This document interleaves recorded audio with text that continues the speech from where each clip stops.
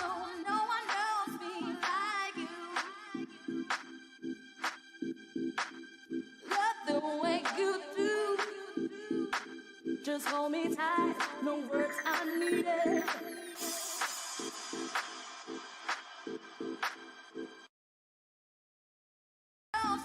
No one knows me like you. Love the way you do. Just hold me tight. No words are needed.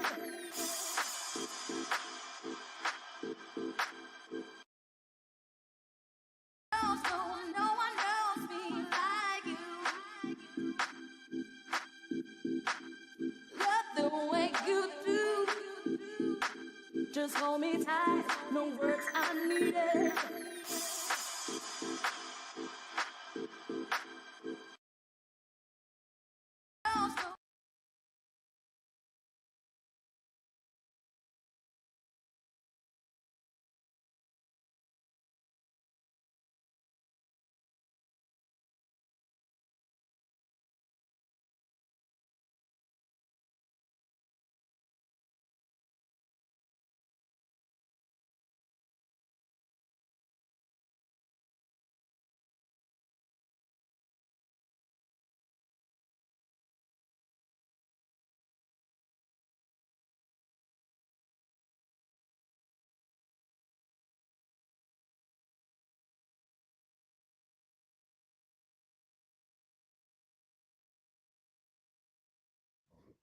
Okay, can you hear me now? Okay, afternoon everyone. Start again. Yeah, I had to do this show. I was going to do it a bit later on, but I just had to kind of chat to people about this because it's really starting to affect me.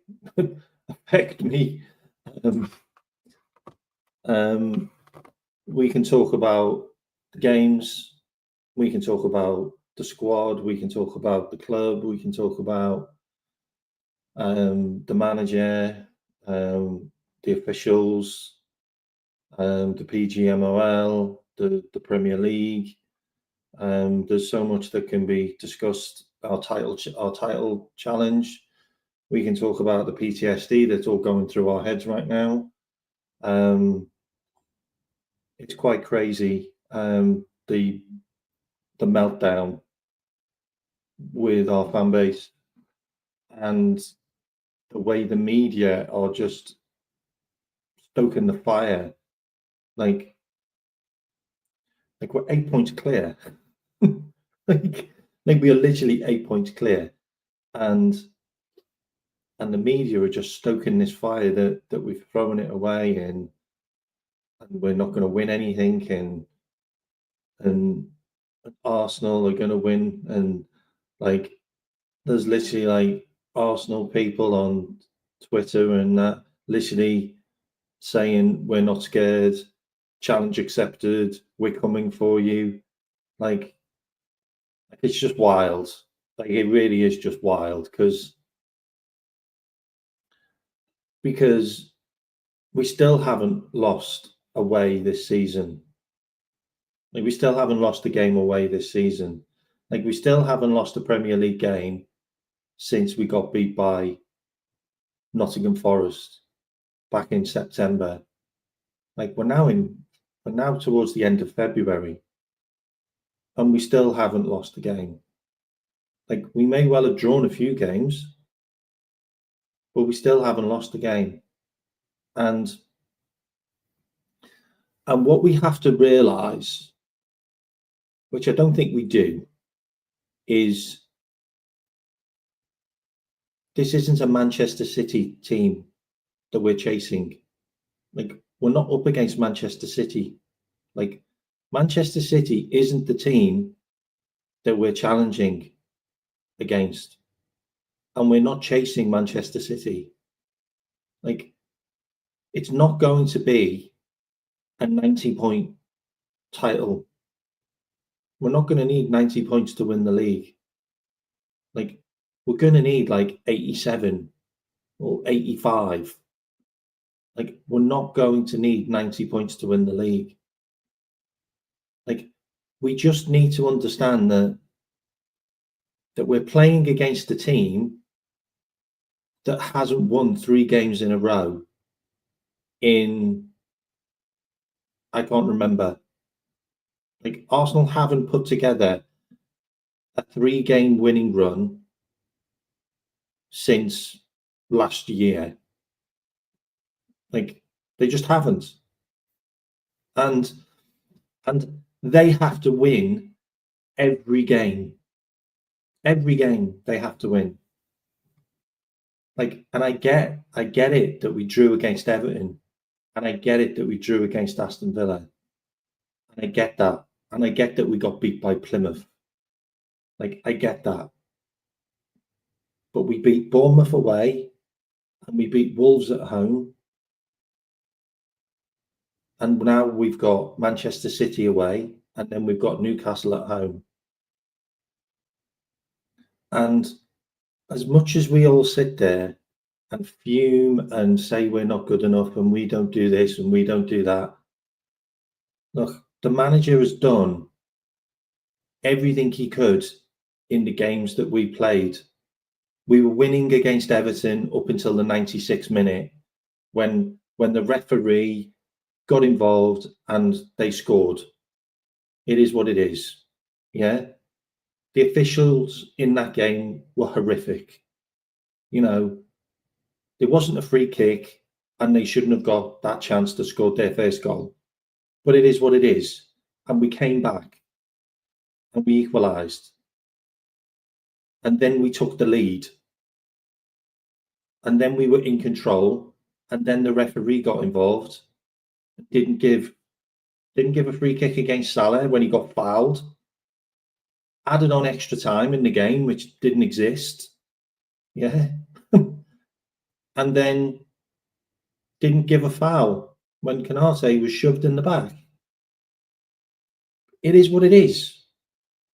And they equalise. And that's it. That game's done. And then we play at home against Wolves, knackered, because we had 3 days rest.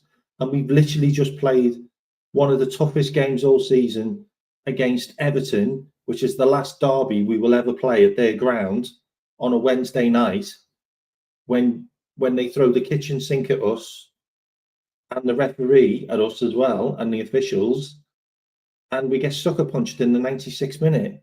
Sorry, in the 98th minute, because there was supposed to be 96 minutes, but we ended up playing 98. Make that make sense, but it is what it is. And then we play Wolves at home, who are a decent team, who are 17th position, but for some reason don't play like they're in 17th position. And we win. That's all we needed to do. We needed to get 3 points, and we did it. And then we had another game 3 days later against Aston Villa away, who, if I'm quite correct, haven't been beaten at home this season. Actually, they have. They got beat on the first game of the season by Arsenal at home, but they haven't been beaten since. And they're a very good team. They're a very good team. Aston Villa got the manager that I wanted to replace Klopp, to replace Klopp with, Unai Emery. I wanted Jurgen to be replaced by him 3 years ago. Like, I was crying for it. I said, he's the guy. He would do an amazing job for us. Like, it didn't work out at Arsenal. He went to another club, did really well, won a couple of trophies. And I was like, he's the guy. And Aston Villa are a good team. Like, Aston Villa can bring better players off the bench than we can. So that's how good their squad is. You know, they can bring the likes of a Matty Cash, who's better than Andy Robertson. All hands up, he's better than Andy Robertson. They can bring a Jacob Ramsey, who I think's a really good player. Really good player. They can bring him off the bench. They can bring good players off the bench.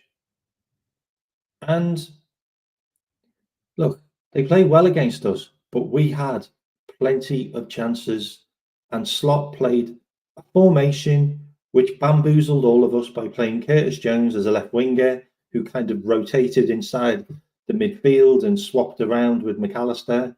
It was all very odd, but we had loads of chances. Jota missed a load of sitters. And they had, what, two chances, 2 shots on target, and both went in. One was Robbo not doing defending, and one was Trent not defending properly. And it's all season. Our Achilles heel is the left back and the right back, because they're clearly not good enough. Clearly not good enough. The left back is not good enough to be at Liverpool, and neither's our reserve left back as well. And our right back is not a good defender. Like, I don't care what he does going forward anymore, because if you don't defend, then you're not good at defending. Then you shouldn't be a right back if you can't defend. Like what are we doing? Like, what are we doing? Like, Trent is starting to do so much lack of defensive work that Konate is now starting to look like a liability, when it's not Konate's fault. It's the fact that his right back's not there and he's having to come and cover for him. How many times did we see yesterday that Konate had to come out to the touchline to try and block crosses and to try and intercept balls because his right back wasn't there? And I talked about this a million times on so many channels, that Liverpool need a better left back, and Liverpool need to let Trent go to Real Madrid, because Trent going to Real Madrid makes a slot team better because he has a more defensive minded right back in his team. And whether it's Conor Bradley or whether he gets someone else in, I really don't care. But Trent is a liability. And I know he scored a goal. I know he scored a goal yesterday. Yeah.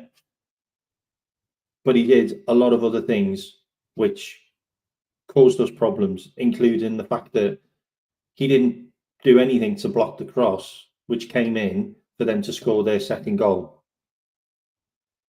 which he then had to go and equalise for, because he was at fault for the goal going in anyway. I know it was a brilliant header, and I know it was a great header, but the guy had all day to put the cross in, and everything seems to go down the right hand side. Everything. Like, both goals came from the right hand side, as everything does. And the weird thing is that we blame a lot of Robbo's stuff for him conceding goals, but they're not actually goals that are conceded from his side. They're actually chances that come from the right hand side, and he doesn't defend them well on the left hand side. So it's like a dual issue. So it's like Robbo's not good at defending one-on-one. He's also not good at defending with the ball in the air, and he's also not good at defending when the ball comes across the floor, because we've conceded goals from Manchester United, Southampton, Bournemouth. I mean, there's many goals that we've conceded this season where the ball's Fulham, where the ball's come along the ground and Robbo's not been there to defend properly. But the ball's come from the right-hand side, and that's not being defended either. So you're not defending the ball that's coming in, yeah, and then you're not defending when the ball actually comes in. So you're doing two things badly, and it's an Achilles heel. Like we're not conceding goals through the middle. Like, we don't concede goals through the centre of the park. Like we don't seem to concede anything coming through Gravenberch or McAllister, do we? Everything either goes down the right-hand side and gets crossed in, yeah, or it comes high in the air on the left-hand side, and Robbo fucks up when the ball's in the air or when the ball's travelling. But then Trent's out of position on the right-hand side for the ball to get past him or for the player to cross the ball in. He's not there doing the job. So you've got Konate, which is who's having to do a lot of defensive work, as in he has to move over further and try and block the play or try and block the cross, which he does to a certain extent. But that's what your right back's job's for. Your right back shouldn't be up the other end of the pitch jogging back. Like, that's not his job. And if you're talking about, oh, well, he's there because of creativity, well, get a fucking midfielder then that can do it. Get a midfielder that can do it. Like, I don't want my right back trying to do that. Just buy a midfielder that does that. Like, just do that. Like, just get a midfielder that can play some good passes. Oh, yeah, we have got one. We have got one. His name's McAllister. But what's McAllister doing? Oh, no. McAllister's on the fucking left-hand side covering for fucking Robbo. Because you can't put any balls down the left-hand side because Robbo can't fucking defend them. So we've basically got two midfielders that are covering for our fucking left back and right back because they're shit. Like, just make that make sense. You've got Dominic Szoboszlai, who's playing as a number 10, who has to do a huge amount of work tracking back, and Ryan Gravenberch, who has to do a huge amount of work covering for his right back, and you've got his centre back who's having to cover for his right back, and then you've got your left-handed midfielder, your left-sided midfielder, who's having to do work as well to cover for his left back, who can't be trusted. Do us a favour, buy a good left back and buy a fucking right back that can defend. I'm not asking for much. I'm really not asking for much. But if you get a better left back who's fucking got some pace and can play a fucking ball, like from one player to another, and can also hit a cross that doesn't hit the first man, then that would be brilliant. That would be amazing. And then if you got a right back that didn't spend too much time fucking thinking he was fucking prime fucking Pirlo with his stupid long balls that aren't going to anyone, and just have someone that can just tuck in and be a good right back, because that's all I need you to do. I just need you to be a right back. And then you can let the midfield then play better and not having to worry their asses off about having to be a Brexit midfield covering for your shit defending on the left and on the right. And unfortunately, it looks like we've now got a Brexit midfield again. It looks like we've now got a Brexit midfield again because they're not getting involved in the game anymore. Like, Ryan Gravenberch is now being boxed in by the rest of the team. Like, any team that plays us now knows we need to put a box around Ryan Gravenberch and he can't play. Like, he has been shit for about 6 games. And we need to have this conversation now. like he's not doing anything in the game. He's literally doing 0 in the game now. Like, he's not being able to pick up the ball and maneuver past players and use that pace and use that trickery where he tricks his way past or he turns the shoulder. He's not doing that. He's not doing that anymore. So I'd like to know what Gravenberch gives the team right now, because right now, Gravenberch is a fucking handbrake. Gravenberch is a fucking big handbrake that we've put on, and he's just stationary. He can't move. He can't get past players. He's not involved in the game anymore. So what does Gravenberch do for the team? Like, for me, Gravenberch against Newcastle and Manchester City really does scare me, because Newcastle are just going to swamp him, absolutely swamp him. And it's going to be another game where we're going to have to rely on the king again, probably. And Trent's going to play, by the way, both of those games, which does scare me as well. Trent's got to play both of those games. Robbo's going to play both of those games. And that scares me because Robbo looks like he's running in treacle and Trent looks like Trent. Trent looks like a guy that's, I don't know, like trying to win a Ballon d'Or from the right back position. I don't fucking know. Like, but he was poor again. He was poor again yesterday. He was poor against Wolves.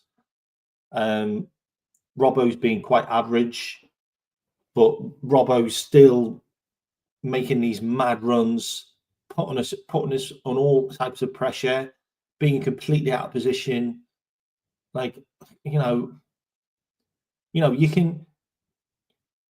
can sit there, you can sit here and say, oh, the reason why we didn't win those games is because we didn't score enough goals.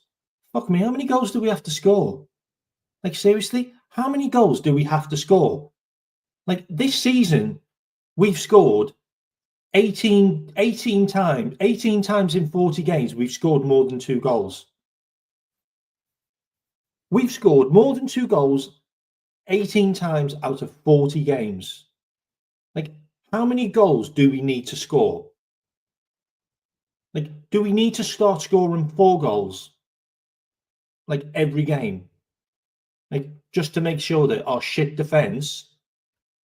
And I'm not blaming Canate and I'm not blaming Virgil. I'm blaming fucking left back and right back.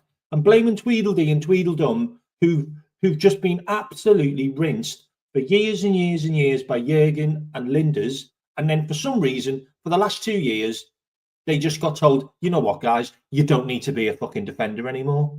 You don't need to defend anymore. So don't worry about it. Robbo, you can just go running up the pitch, mate. Do not worry about it, mate. Don't worry about defending ever.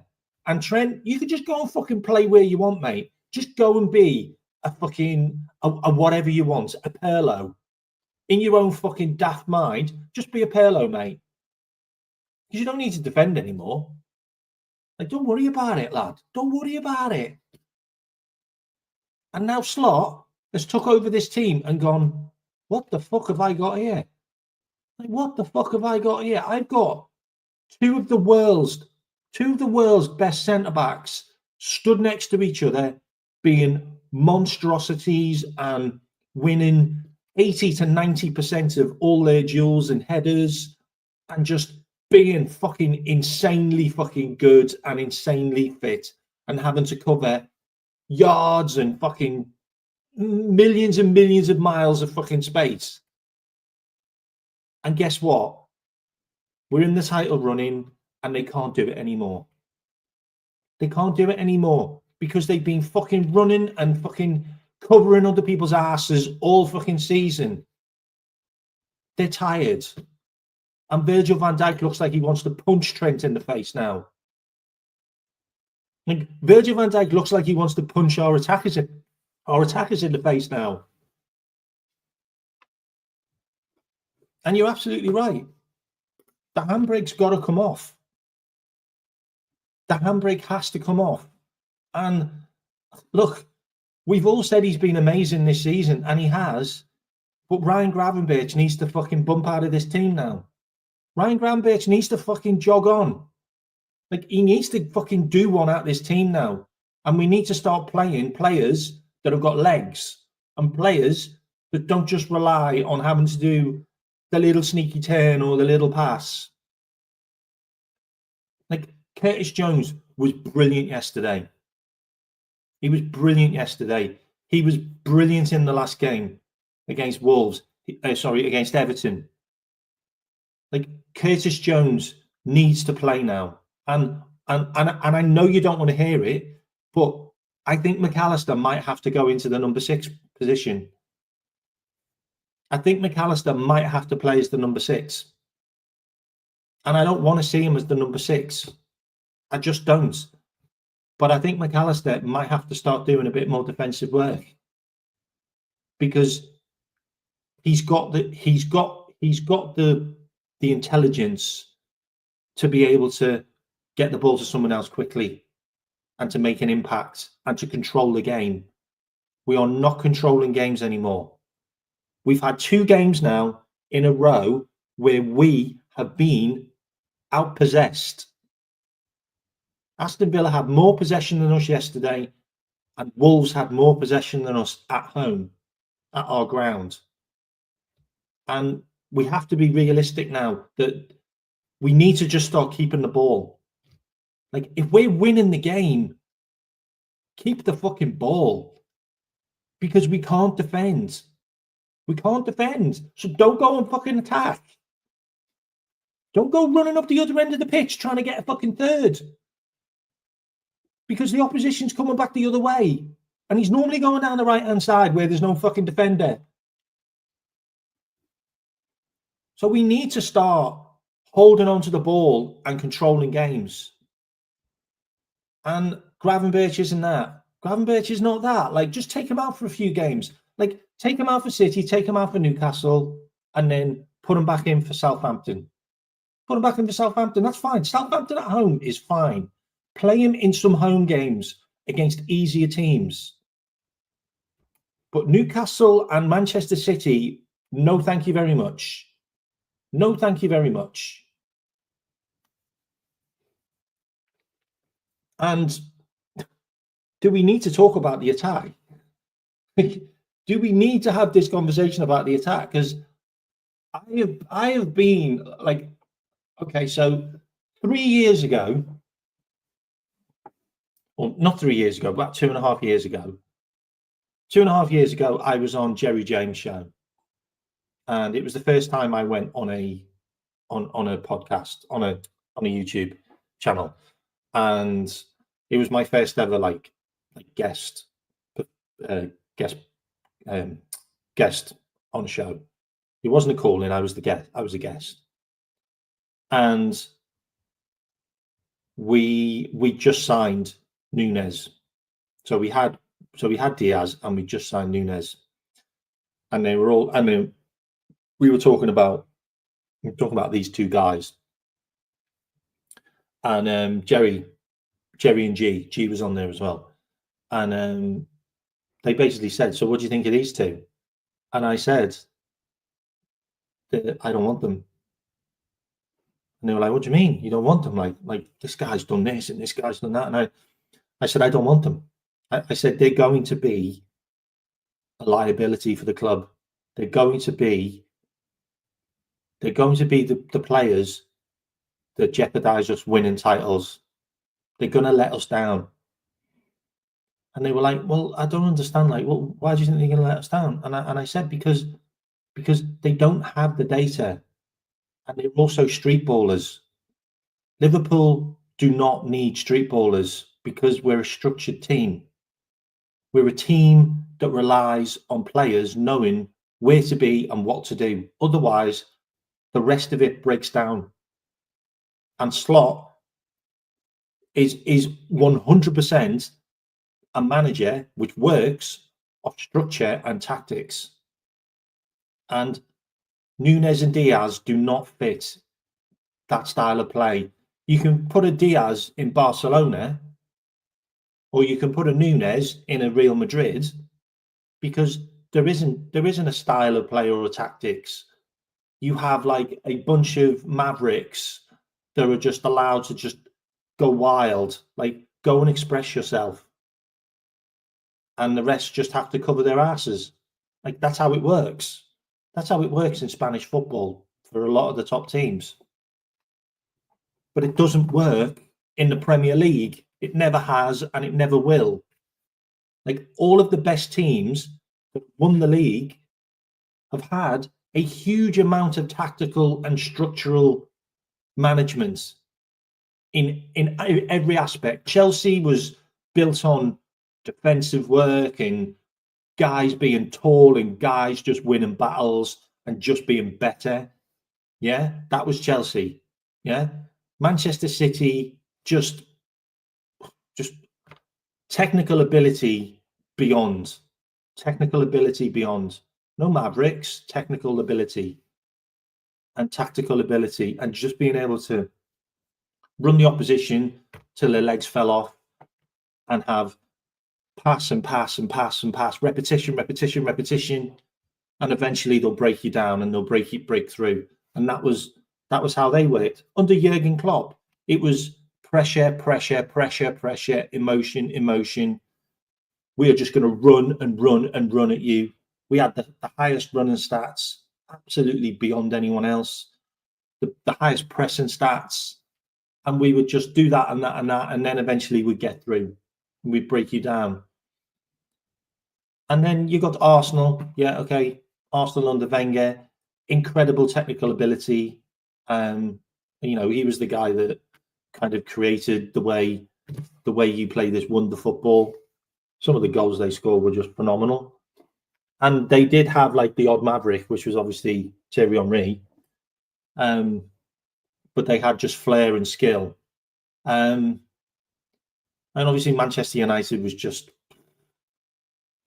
incredible stuff. Like, you know, to win that many titles in a row, I think like 17 titles. He was a masterclass with tactics, and he was a masterclass with just having the mentality and the drive and the desire. But nothing like Real Madrid or Barcelona, like the flair and skill and, you know, being able to just give the ball to one player and him to just like take on 12 players, including some of his own. and that's what street baller is. Like, we had a street baller in Luis Suarez. Like, we had a street baller in Luis Suarez, and we almost won the league single-handedly because of Luis Suarez. But Luis Suarez was an absolute magician. Like, I've never seen anything with my two eyes like since than Luis Suarez, just literally twisting people inside out and doing skills and Ronaldinho flicks and just being better than anyone else, just better. I want it more, and I'm better than everyone else, and I will win this game single-handedly. Like, and Luis Suarez was that guy. But Diaz and Nunez, they're not those guys. They're not physically strong enough. They haven't got the mentality. They haven't got it. Like, you can tell they haven't got it. Like, you may well have had it when you're in Portugal against a load of shit teams. There's only like 4 good teams in Portugal. And those teams we battered by more than 5 goals in most games we played. So to go there and go, I'm going to give you 84 million. Are you out of your fucking mind? Like, I'm going to give you 47 million for the other guy. Like, what?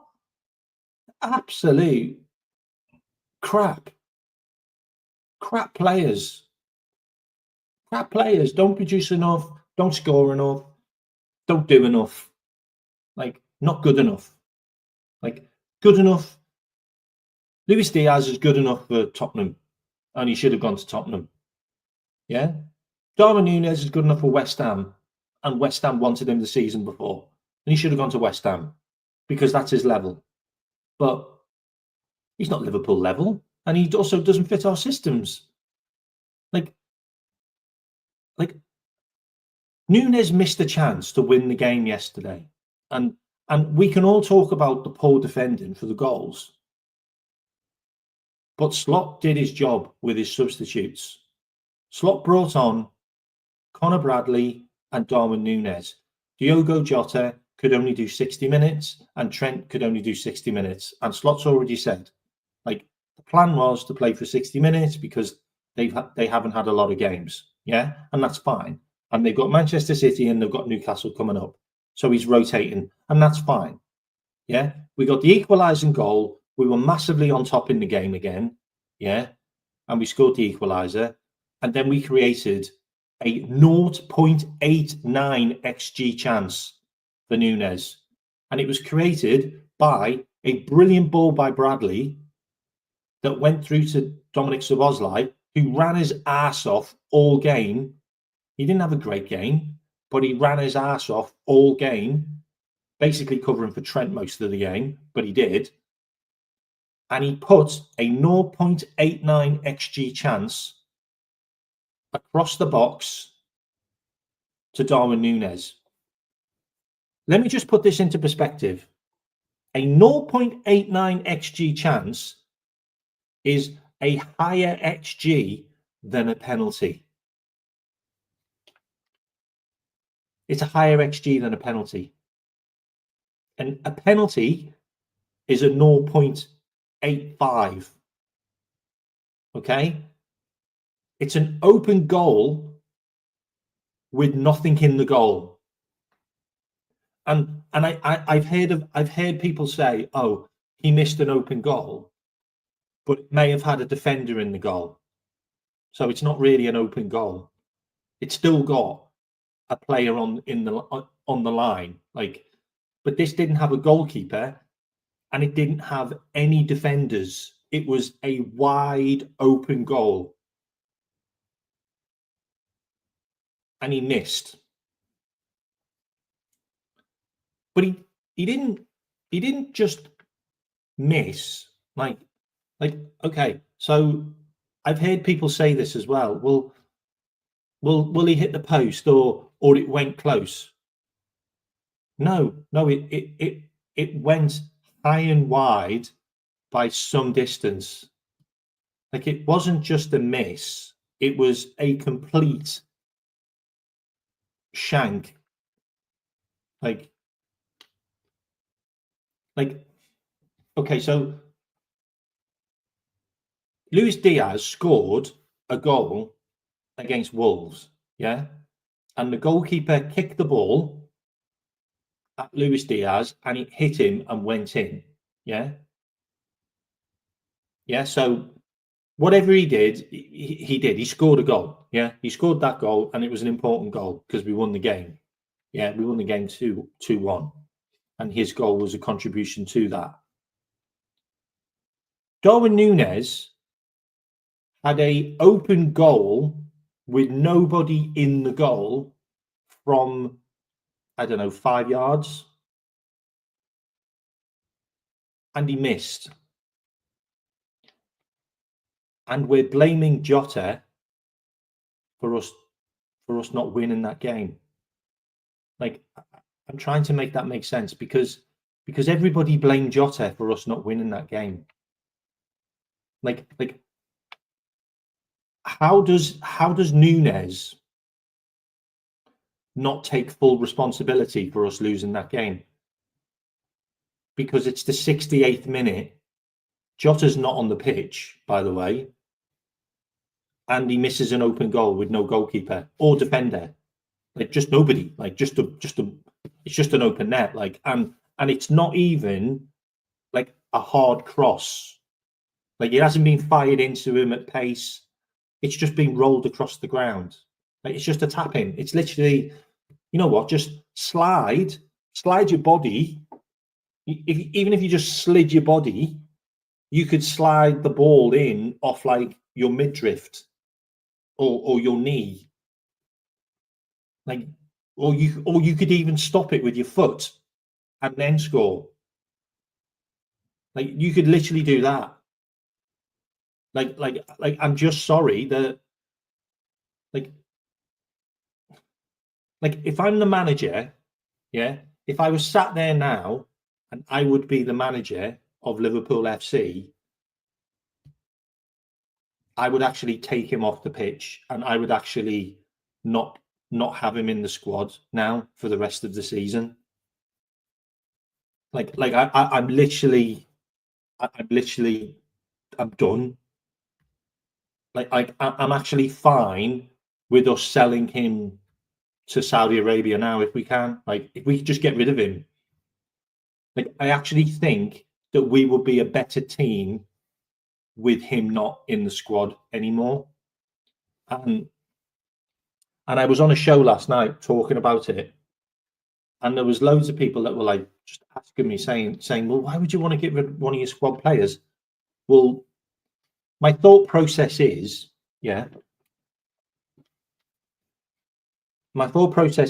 if Nunez isn't on the bench, then who do we bring on? Who do we bring on instead of Nunez if he's not on the bench?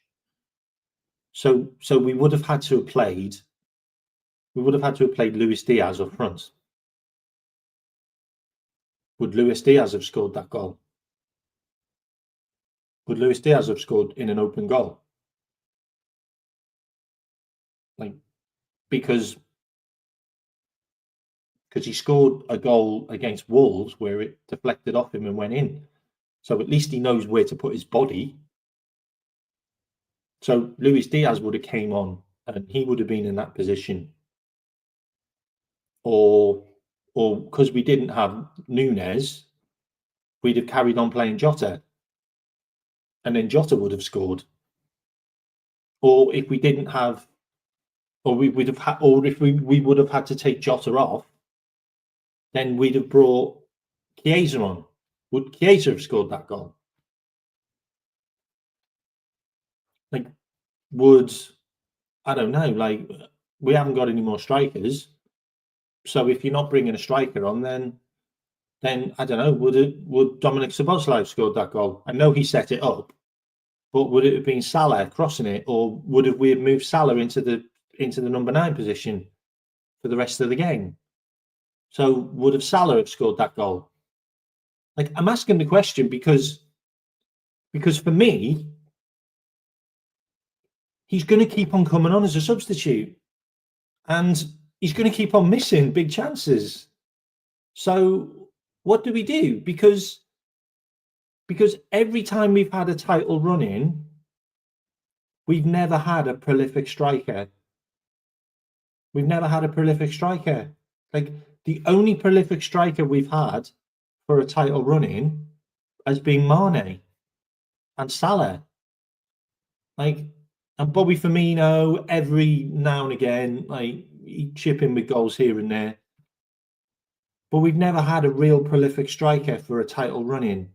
Like, and to be honest, we've only ever been in one, like, that we won. And that was Mane and Salah. But when we've been chasing, it's only ever been Salah or Mane. Like when we finished the end of the season last season, Nunez and Diaz didn't score in like 10 games. Like, the season before that, Nunez and Diaz didn't score. Like, those two guys aren't reliable to get us goals. Like, they're not reliable to get us over the line. I mean, one of them definitely isn't reliable in Nunez, but I could trust Diaz. Like, I could trust Diaz to score that goal. Like, Diaz would score that goal for me. Like, I think 9 times out of 10, he would score that chance. But he's missed too many. Like, he's just missed too many. And we can all sit here and say, oh, well, he hasn't been played enough. But he was shit against Accrington Stanley. He was shit against Plymouth. He's been shit all season. Like, it's just a fact. Like, and what I'm going to do is I'm going to share my screen and I'm just going to show you. Like, I'm just going to show you his numbers this season. And he's just been crap. Like, I can't sugarcoat it. Like, I can't really sugarcoat it. Like, he's been absolutely fucking dreadful. Actually, I'm going to put my face there.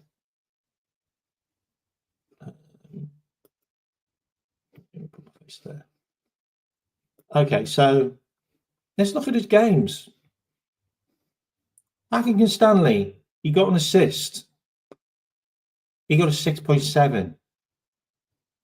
He was crap. Brentford, he came on and scored 2 goals. And he's just going to live off Brentford, isn't he? Because that's what it's going to be, isn't it? He's just going to live off Brentford. But I'm sorry to break your fucking heart, lads, but I'm telling you what, if Nunez wasn't there against Brentford, there was a player stood behind him ready to tap it in, and it was Mo Salah, and it was fucking Curtis Jones. So if Nunez wasn't there, Curtis Jones would have scored. Look at the replay. Look at the replay. He stood directly behind him, ready to tap it in. So I don't care. Like, the player that won us the game against Brentford was not fucking Darwin Nunez. It was Harvey Elliott. because Harvey Elliott played 2 really good balls into the box that Trent got on. Trent got onto one of them and crossed it. Trent was awful in that game as well, by the way, defensively. And then you've got the cross that went into Nunez, which was fine. But you can't live off one fucking game, mate. I'm sorry, you just can't. You shit against Lille. No goals, no assists. Ipswich, he was crap. Another crap performance. No goals, no assists. Bournemouth, he was shit. No goals, no assists. Tottenham, he didn't get a goal or assist and we scored 4 goals. Plymouth, he was dog water. Everton, he was shit. Wolves, he was shit. And Villa, he was shit. Like, should we go back? Tottenham, he was crap. United, he was crap. West Ham, he didn't even come on. And we won 5-0. Funny that, eh? Isn't that funny? One of our biggest wins this season, Nunez didn't fucking come on the pitch. Isn't that interesting? Biggest win of the season, and he didn't even come on the pitch. I wonder why. Leicester, he got a 7-0, no goals, no assists. Can you see the common theme? We have a number 9 who doesn't get any goals or assists. Scored against Southampton, but it's an EFL Cup game. Like, who cares? Like, genuinely, who cares? Fulham, he got an assist. He also got booked.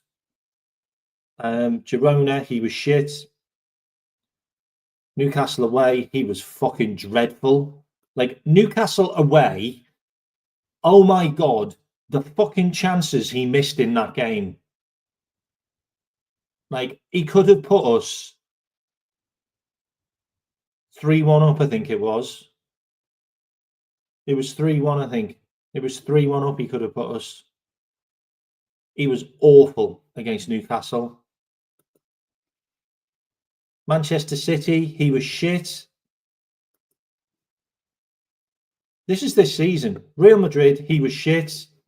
Southampton, away, he was shit. He was shit against... He was shit in for his own country. He's been shit for his own country for a while now, by the way. He scored against Villa at home. And we also need to talk about that as well. He scored against Villa at home. And do you remember the chance he had after he scored the second goal? He was 1-on-1 and he bloomed it over the bar. Do you remember that? He scored the harder chance. But it was the goalkeeping error because the goalkeeper came out and he should have just caught it.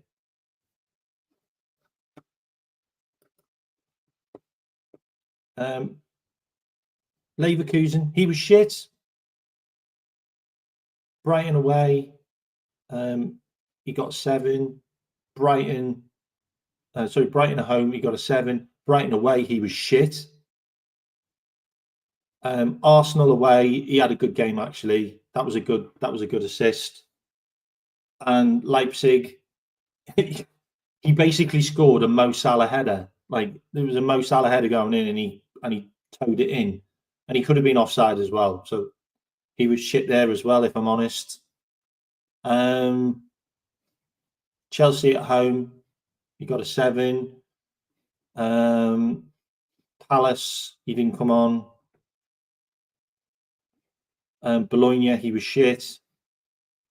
West Ham, I mean, he got an assist, but we scored 5 goals and he didn't get a goal. Like, seriously? Like, Bournemouth at home, he was good, but it was a weird goal. Like, he shouldn't have scored that goal. Like, even the manager said it was an odd goal.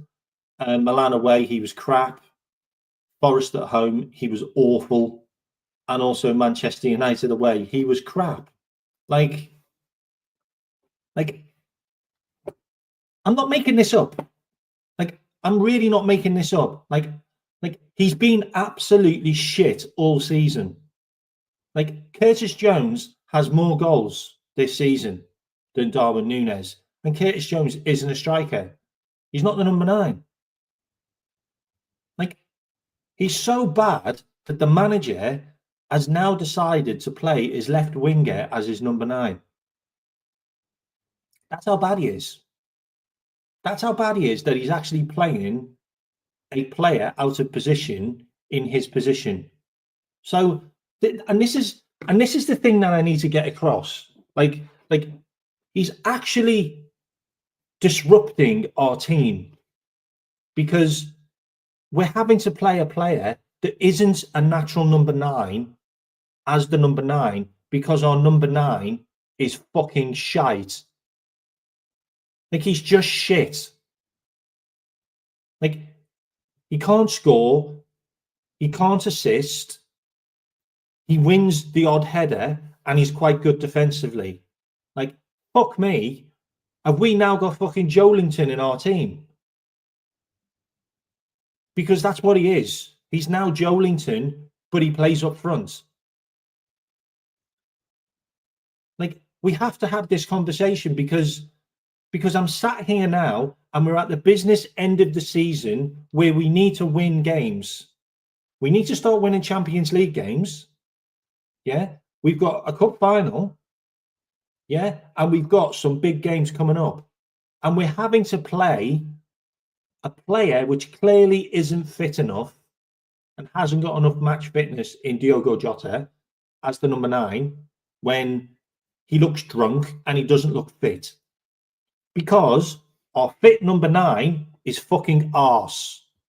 And if Diogo Jota isn't there, we're having to play a left winger out of position as the 9. And you wonder why we look a bit crap up front. We look crap up front because we're very disjointed, because our number 9 is shite and we're having to just make things up a bit. Having to play a number 10, who we probably want to play in the lines more, but we're having to play him further forward because we need to be more attack-wise, because our number 9 is crap. And every time he comes off the bench, he's absolutely shite. Like every time he comes off the bench, he actually makes us worse. Like, I watch him come off the bench and I'm sat there going, oh my God, we now look like we're going to fucking concede a goal. Like, we genuinely look like they could now take control of the game. And the opposition then start playing better, because guess what? They are not scared of our number 9.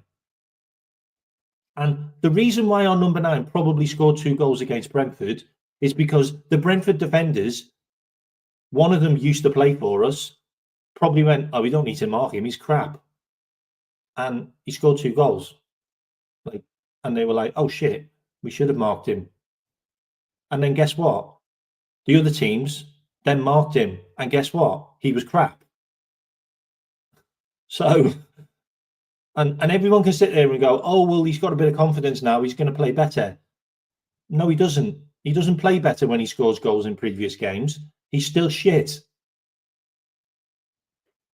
Like, and you know what? If we get fucking PSG, then we are just shit out of luck, aren't we? Because I actually think that PSG are probably going to be the team that will beat us. Because I actually think PSG will probably win the Champions League this year, if we don't end up with them.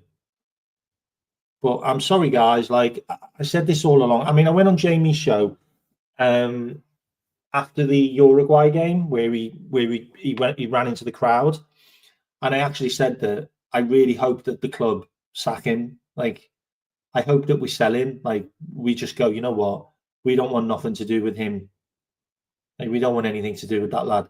He's just an awful set of lad. Like, he just is. Like he tried to throw a chair into the crowd.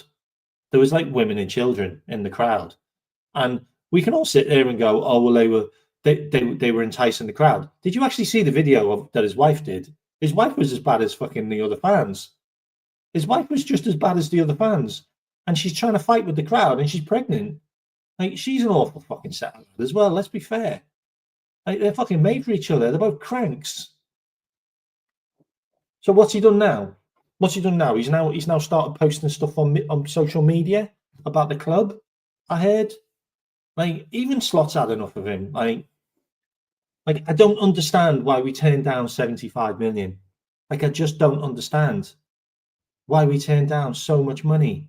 Like, he could be playing in Saudi Arabia now and not our problem. Like, look, Slot knows. Look, Slot isn't a guy that's going to put up with it. And he's already said in the press conference, like, I understand players missing chances, but it's the fact that he's laughing about it. He's like, he's having jokes with the goalkeeper afterwards. Like, and then he's not even going over to the fans afterwards. Like, you can just fuck off. Like, just let him rot on the reserves. I just don't care.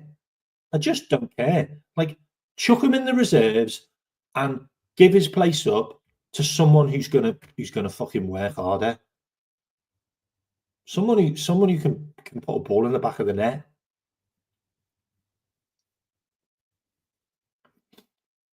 Like just bring Chiesa on. Like, is it going to make any difference?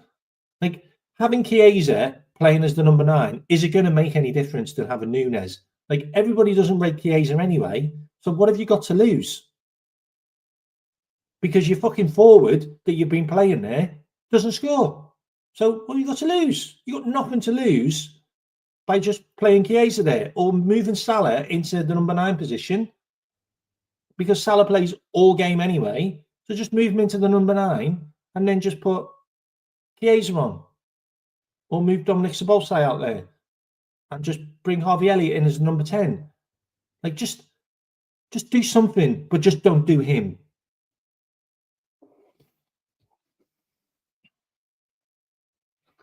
And also, I wanted to basically just show you Jota's numbers, because Jota's been under a lot of stick. Like, he really has. Like, and I understand that he's not played fantastic this season. Like, he hasn't played fantastic this season, Jota. But I just want to give you some of Jota's numbers this season, because I think he's been unfairly criticised. So Jota got an assist yesterday and he got 7.2. So he wasn't that shit, was he? Let's be fair. Against Wolves, he wasn't fantastic, but he got a 6.9. He was crap against Everton, but he came on for like 5 minutes. He was crap against Plymouth. He was crap against Plymouth. He was crap against Tottenham. I think he came on for a couple of minutes. Bournemouth, he was on the bench. Forest, he scored the goal, by the way. Like, as much as we slated him, like, he actually got us a draw against Forest. He scored against Accrington Stanley, something Nunez didn't do. He obviously came on as a sub against Tottenham, I think. Manchester United, he wasn't great. West Ham, he scored. Leicester at home, he wasn't great. I think he came on as a sub again. Tottenham away, he didn't score. I think he was a sub there. Southampton away, he was good. He got 7. Fulham at home, he got a goal. He got the equaliser. Chelsea at home, he wasn't great.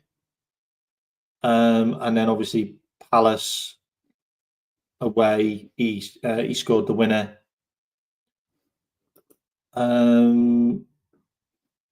Bologna, he wasn't great. Wolves away, he got the assist for the winner. West Ham at home, in the cup, he got 2 goals, and he was good in that. Didn't play against Bournemouth. Milan away, he was poor. I think he was a sub again. At the Forest game, he was poor. He missed a big chance. Like, that's fair. He missed a big chance. Manchester United away, he wasn't great. And Brentford at home, he got the assist. And then we've got Ipswich away. He got a goal, and that's it. But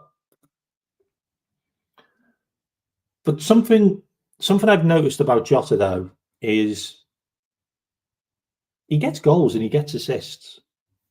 Like, I think that matters. I really think that matters.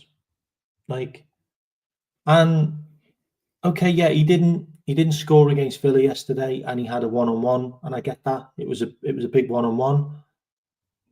But you're also playing against the best goalkeeper in the world. Like, he's been voted the best goalkeeper in the world two years in a row. Like, we had chances, but he got into those chances, and that's what I don't see Nunez do.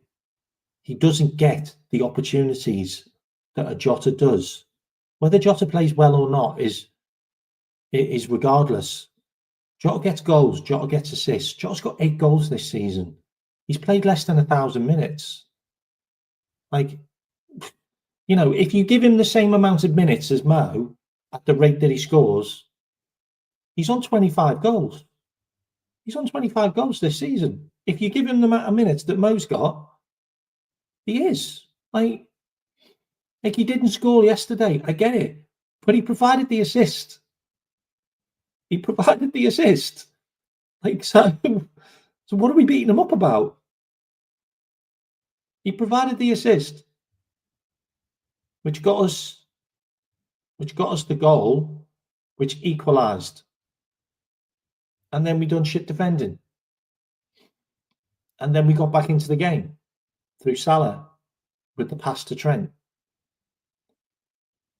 But then Jota didn't get another big chance. Like, after that, he didn't get another big chance after that. Like, I know he missed that chance, but that was when he could have put us 2-0 up, by the way, and I get that. But the thing is, and this is the thing about Jota, like, Jota delivers, like, a lot. Like, he scores a lot. Like, I think Jota's got like 103 goal involvement. No, I think Jota's got 82 goal involvements in 103 games that he started. Like, so when he starts, Jota produces a goal assist here and there. He's allowed to have a bad game every now and again. He's allowed to have a bad game every now and again.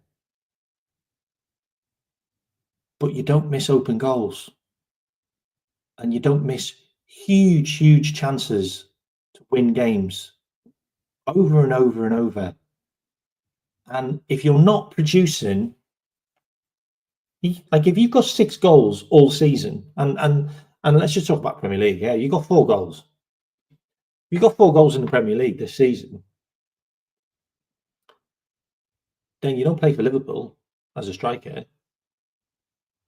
You play for Southampton, or you play for Ipswich, or you play for a poor team.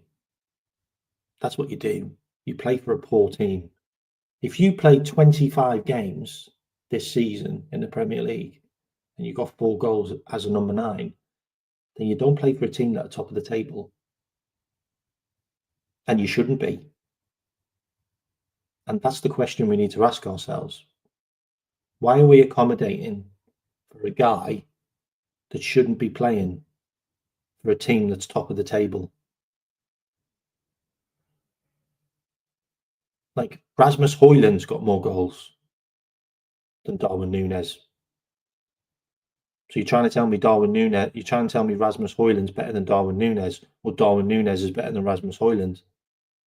Because they're both a bad set of lads. They're both shit.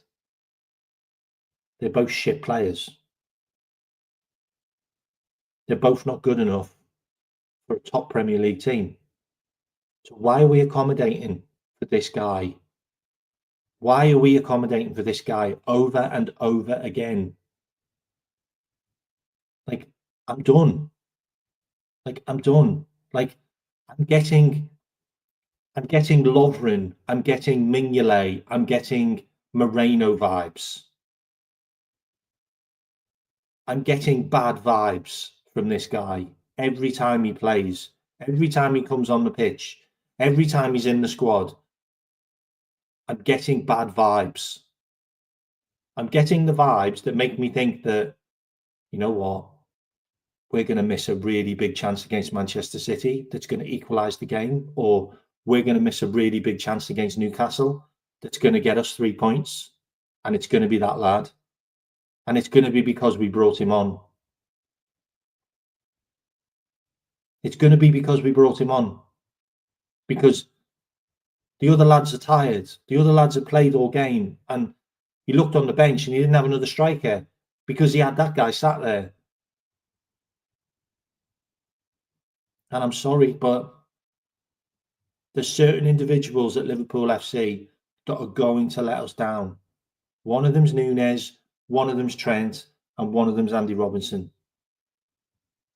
There's always three.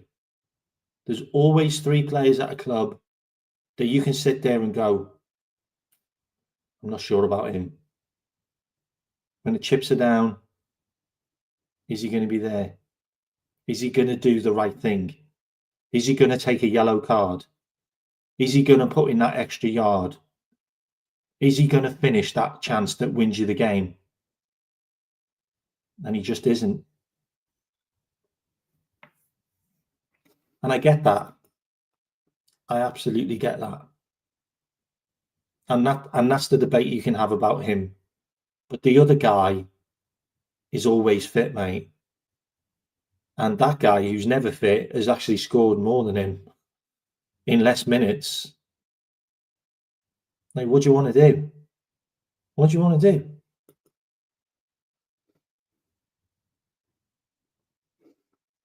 But for me, Jota plays. Jota plays against City. Jota plays against Newcastle. He just does. He just gives us more. Like, we hold the ball up front more. Like, we have more interchange with the strikers. Like, it's not just a case of Hollywood pass to Salah, like Hollywood pass. Like we massively missed Cody Gakpo, massively missed him, and it shows. It shows because guess who's there for that tap-in? Guess who's there busting a gut for that tap-in? It's Cody Gakpo, and he would have scored it. He would have scored it. But this guy just needs to be gone. Needs to be gone. It just does. Anyway, I've had a massive, massive rant about him, and I'm sorry. But it needs to be said. Cody's not going to be back for City, but I think he'll be back for Newcastle. The worry with Cody is I haven't heard what the injury is. That's the worry, Russell. I haven't heard what the injury is. You're not wrong. He would have had a hat-trick. He would have.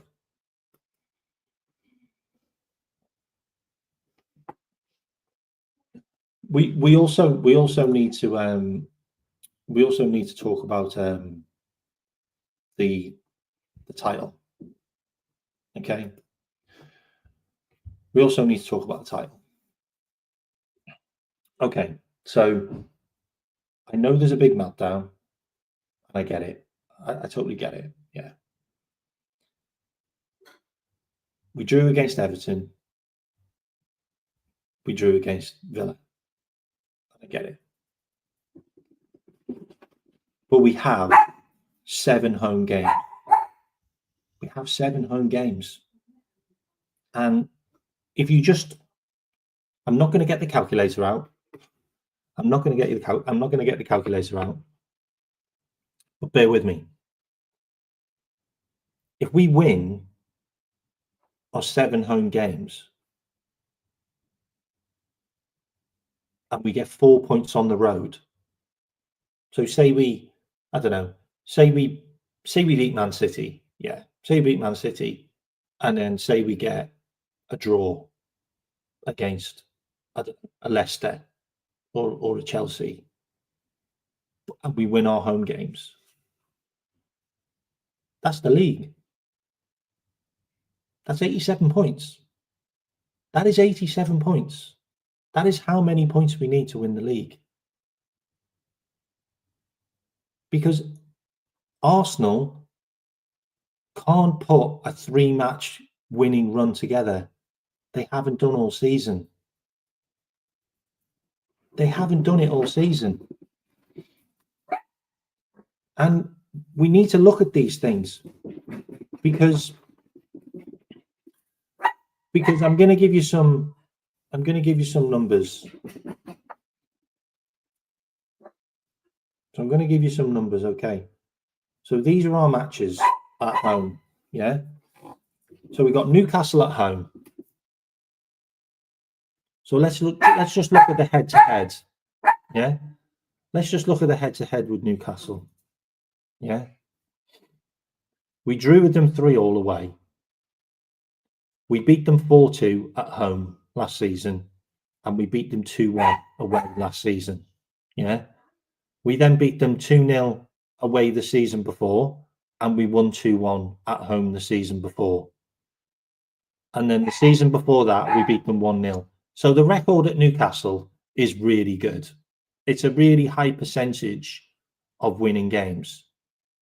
Yeah. We've won 16, drawn 7. We've won 16 and drawn 7. Okay. We haven't lost to Newcastle in a very long time. Okay. So let's just put that down as a win. Yeah. So put that down as a win. So that's another home game won. Yeah. You've then got Southampton at home. Does anyone think we're going to lose against Southampton at home? We beat them 2-1 away in the EFL Cup. We beat them 3-2 at their ground. We beat them 3-0 in the FA Cup this season as well, with a load of kids.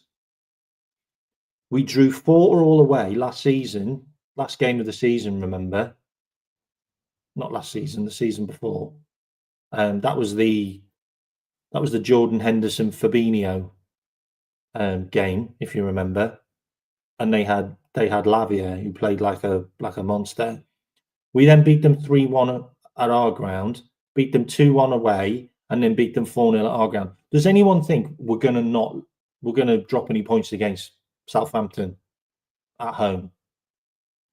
So are we saying another win? Yeah? Okay, cool. So that's 3 points plus 3 more points. Okay. We've then got Everton at home. Yeah? Okay, let's look at the head-to-head. We drew 2-2 at their ground. We got beat 2-0 at their ground last season. That was the Trent game. We just didn't turn up. We then beat them 2-0 at our ground. We then beat them 2-0 at our ground again. We then drew 0-0 at their ground. We then beat them 2-0 at our ground. And then we beat them 4-1 at their ground. Does anyone think that we're going to drop points against Everton at home? No. That's another 3 points. We've then got West Ham at home. We beat West Ham 5-0 at their ground in the Premier League already this season.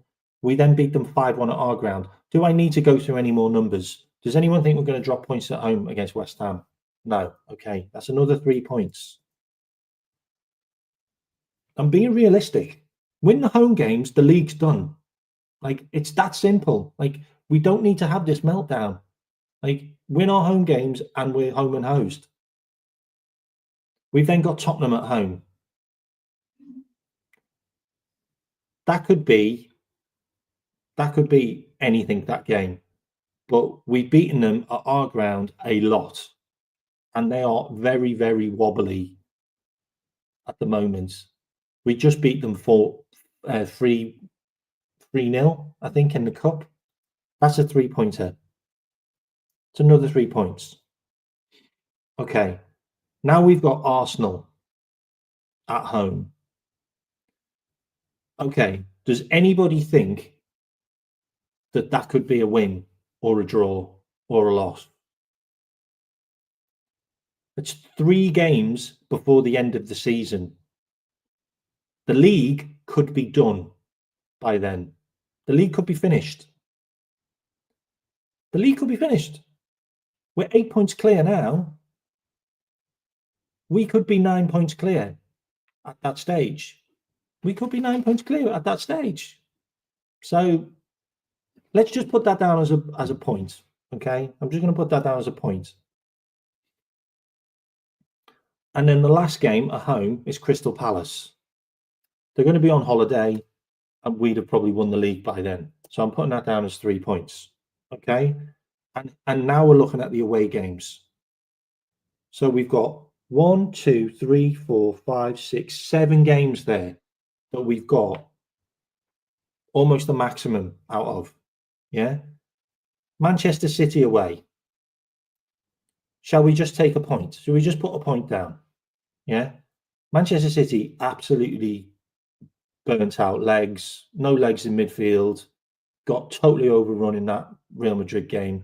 But I'm putting a point down anyway. Okay, just to be realistic. Yeah. Okay, we then got Fulham away. I'm going to put another point down for Fulham. Okay. We got Leicester away. That's 3 points. We've then got Chelsea away. Chelsea are all over the place. Genuinely all over the place, Chelsea. I'm just going to put a point anyway, okay? And then we got Brighton away, who are going to be on the beach. Let's just put another point down. Okay. Now let's add these up. I'm going to get the calculator out, sorry. I'm going to add these up. Okay, so we got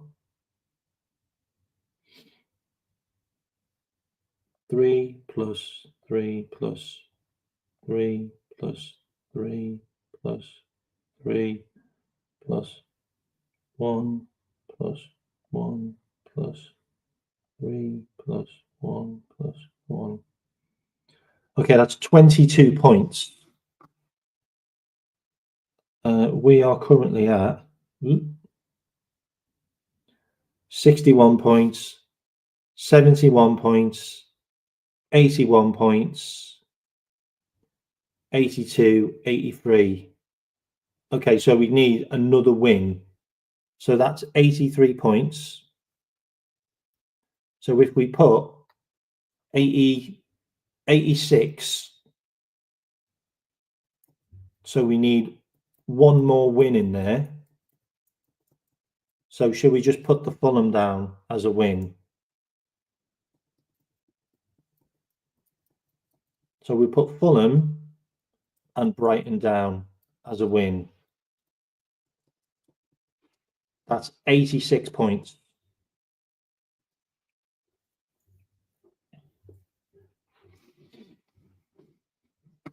That's 86 points, and that's not even putting Arsenal down as a win at home.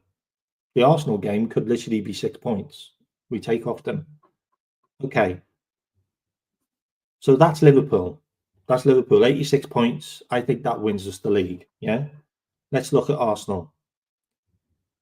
Just remember, Arsenal don't have any forwards. Okay. Arsenal are playing a midfielder as a forward now. Okay. So let's just look at Arsenal. Let's look at Arsenal's head-to-head with West Ham. Yeah, they've got West Ham next. They won 5-2 at West Ham. They won 6-0 at West Ham last season.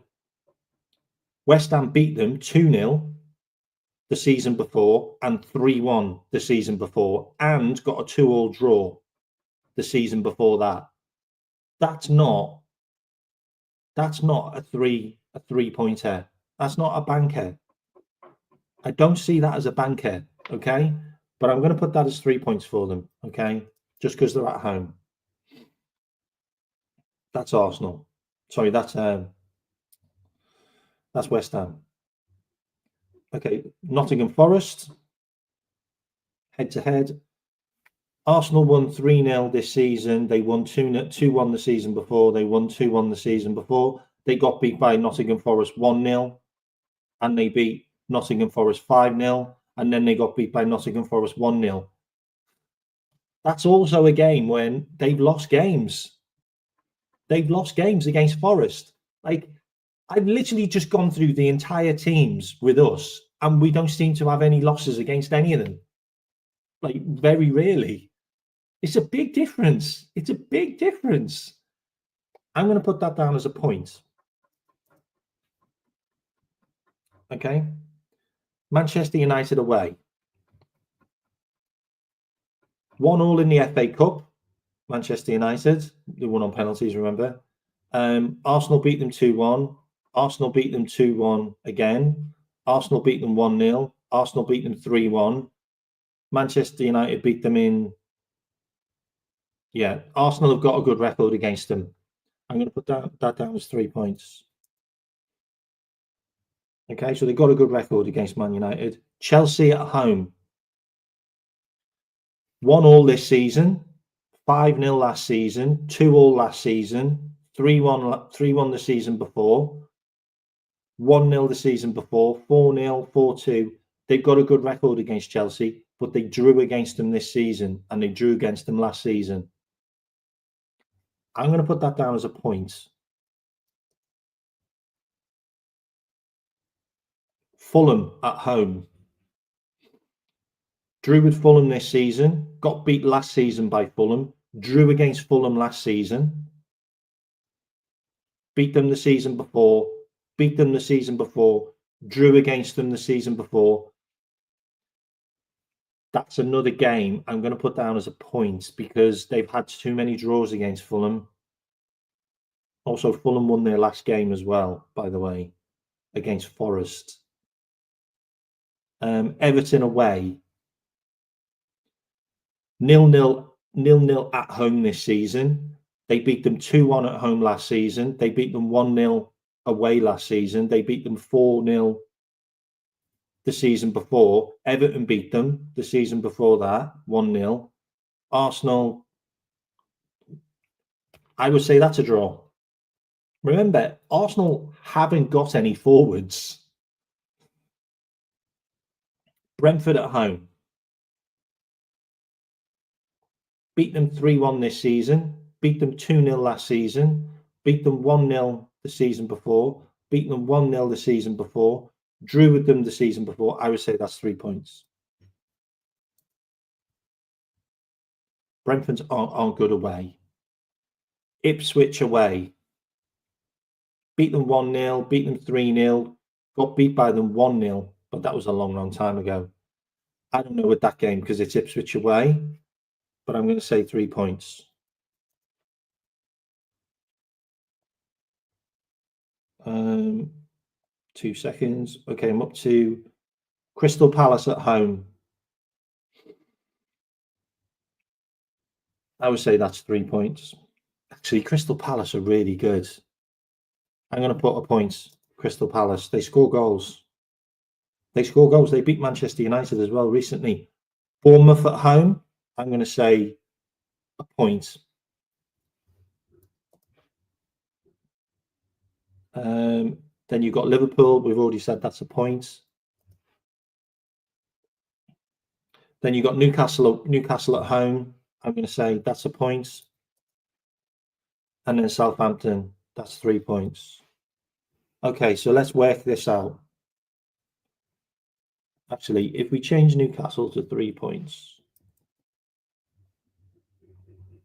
just to be realistic. Okay, 3 plus 1 plus 3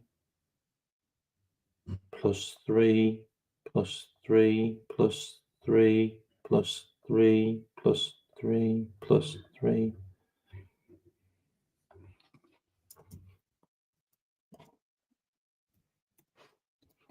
Okay, 25 points. Shall we have a look? Where does that put them?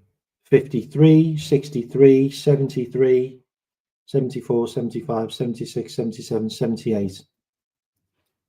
That gives Arsenal 78 points.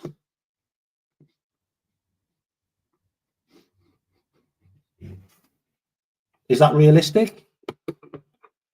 Am I being realistic? Like, am I being unrealistic? Like, okay, so what if you change 2 of those draws to win? So if you change 2 of those draws to wins, then they're on 78, 79, 80, sorry, 81, 82, 83, 84. I puts them on 84 points. That's 5 draws.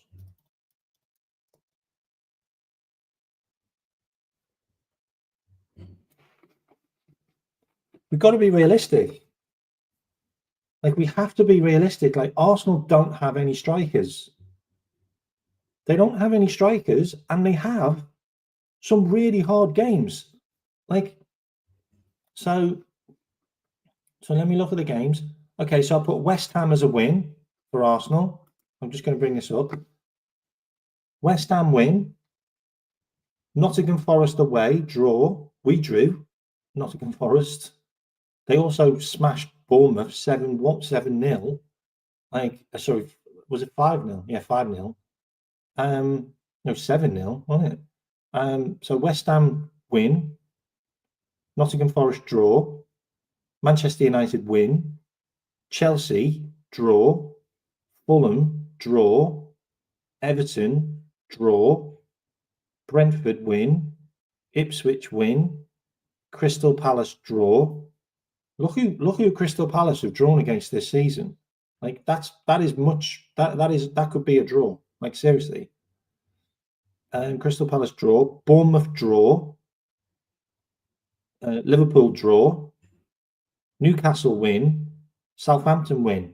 So tell me what other games you think they'll win. Like, I have to be honest. Like you add that up, it's 78 points. So tell me other games that they'll win. Like, I need you to tell me why we should be scared of Arsenal. Like, why we should be scared of Arsenal. And if you also notice, by the way, they haven't got a 3-game winning streak in any of that I've just gone through. I don't put them down as they can win 3 games in a row.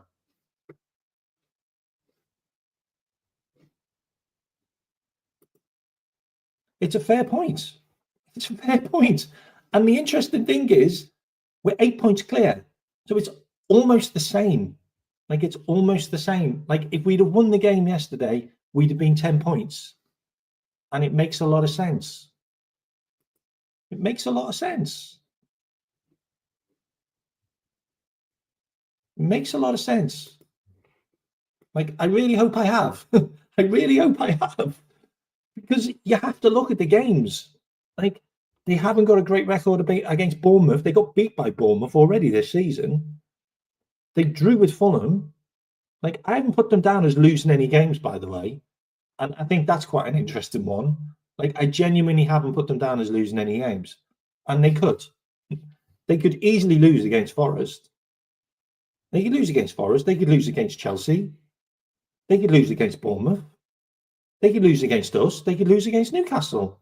Like, they did lose against Newcastle. Like, twice. Like, they lost at home and they lost away in the cup. So, I could sit there and go, well, are they actually going to get a point off Newcastle? Maybe they won't. Like, you have to look at this. You have to look at this in perspective. Like, Ipswich away, Ipswich could be battling for their lives. Like, they could be battling for their lives. They could end up just getting a draw. Like, but they haven't got any forwards. That's the huge difference. There's a huge difference. Like, we have forwards. Like, we have Mo Salah. Like, we have Cody Gakpo, who's scoring goals for fun. Like, we've got Diogo Jota. I'm not going to say the other guy because he's shit. And we've got Diaz. Like, Diaz has got goals this season.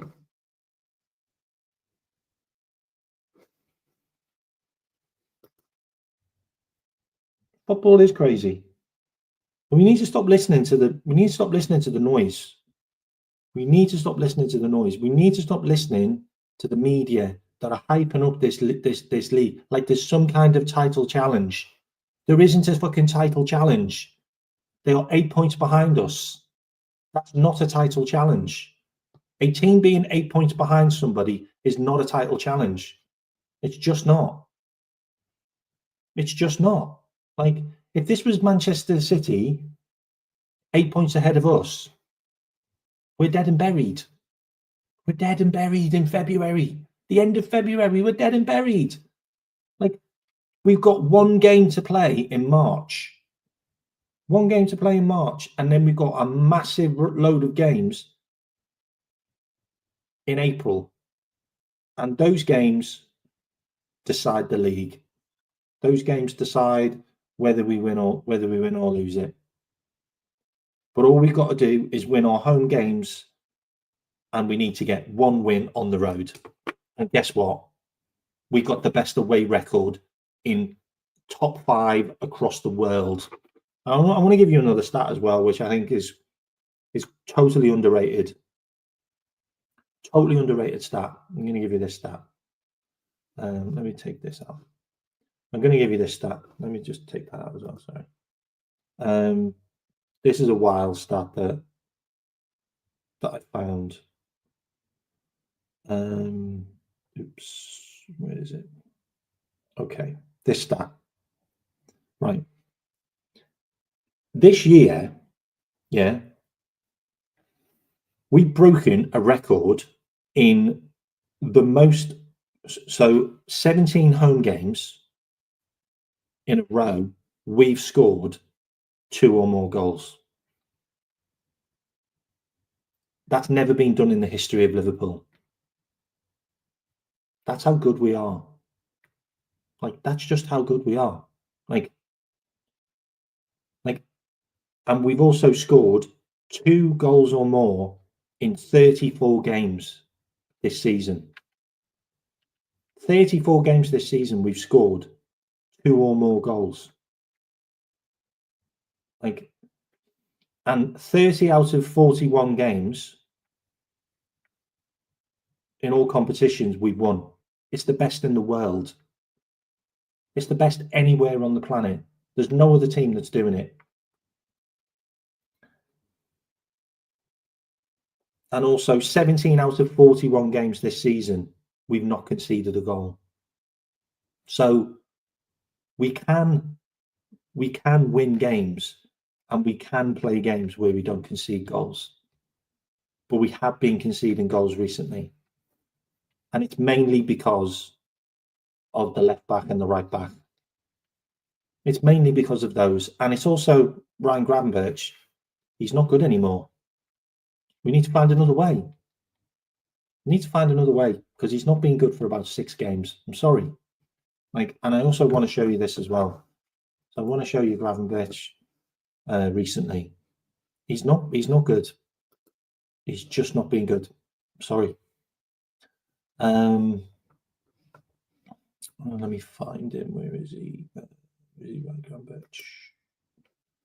Okay, let me just put him on screen here. So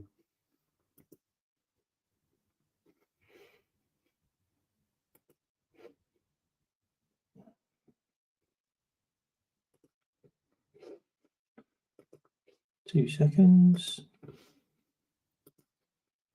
There he is. Okay, here he is. Okay, so we got a 6 in the Villa game, and we can look at his numbers.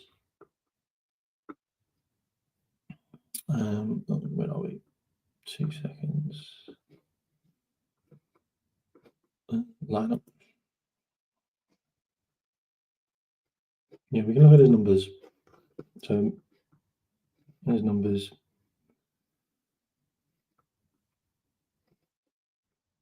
One out of 6 duels. No dribbles. He's not being allowed to play. He's not been allowed to play no blocks, no tackles, got dribbled past a lot. It's a problem. It's becoming a problem. He's not being allowed to play properly. Wolves game, just his numbers again. Lost possession 6 times. Ground duels, same again. Only 1 ground duel. No dribbles again.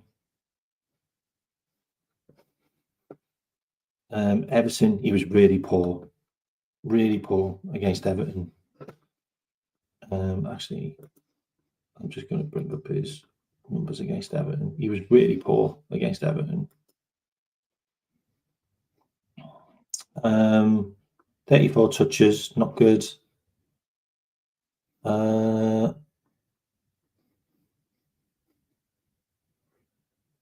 Lost his aerial duels, lost possession a lot. Not involved in blocks, tackles, very low. Really not involved in the game. He's obviously good in the Tottenham game because everyone was. Wasn't good against Lille. Like, I'm starting to have a little bit of, I don't know. I'm starting to think he's being worked out.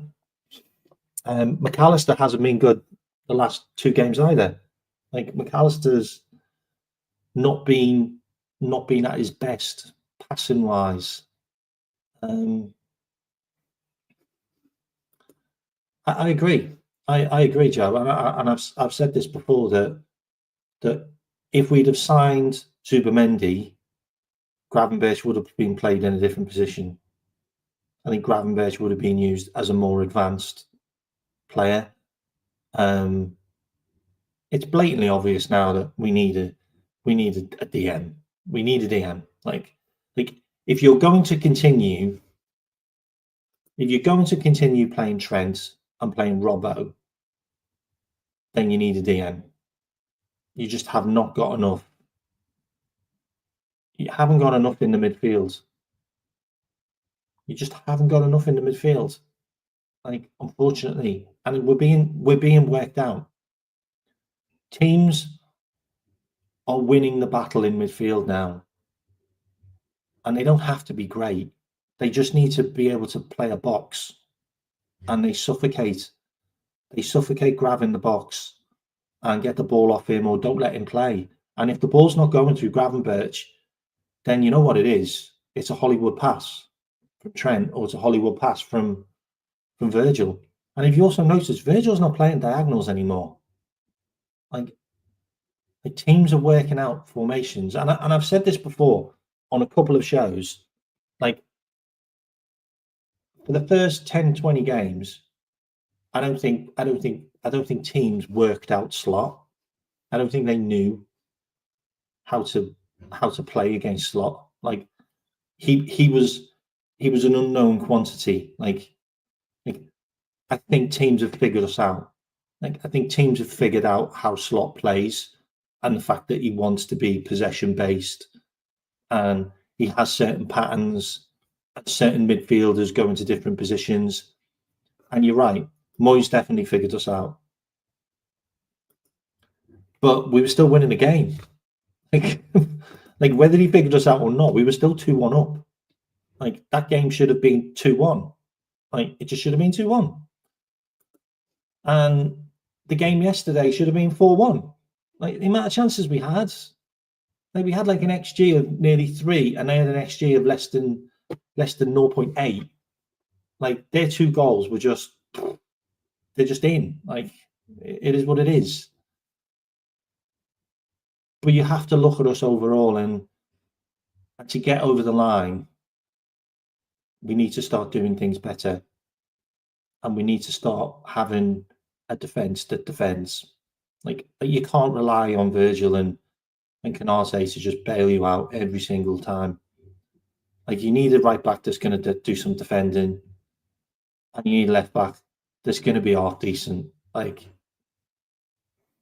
and you know, you need to find a way of getting Grab to work, or just not playing Grab. Like, just put Mac in there, put Mac Jones and Dom, and then and then bring Grav on second half. Like, it doesn't need to be Gravenberch now because it's not going through Gravenberch anymore. Like, everything used to come through him through the middle and out. That's not happening now. It's not being allowed to happen. So just take him out of the equation. Have him on the bench for a few games. Like, have a more combative midfielder in there against Man City, against Newcastle. Grav was poor against Newcastle. Grav was poor last night. Like he's not even a controller. Like, yesterday, if anyone was controlling that game, it was McAllister.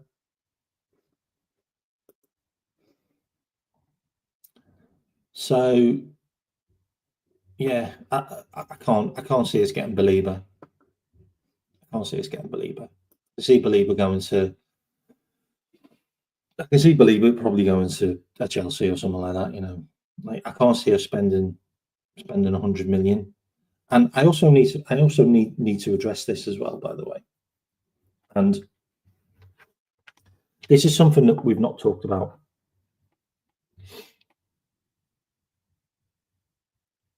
Who are we going to sign?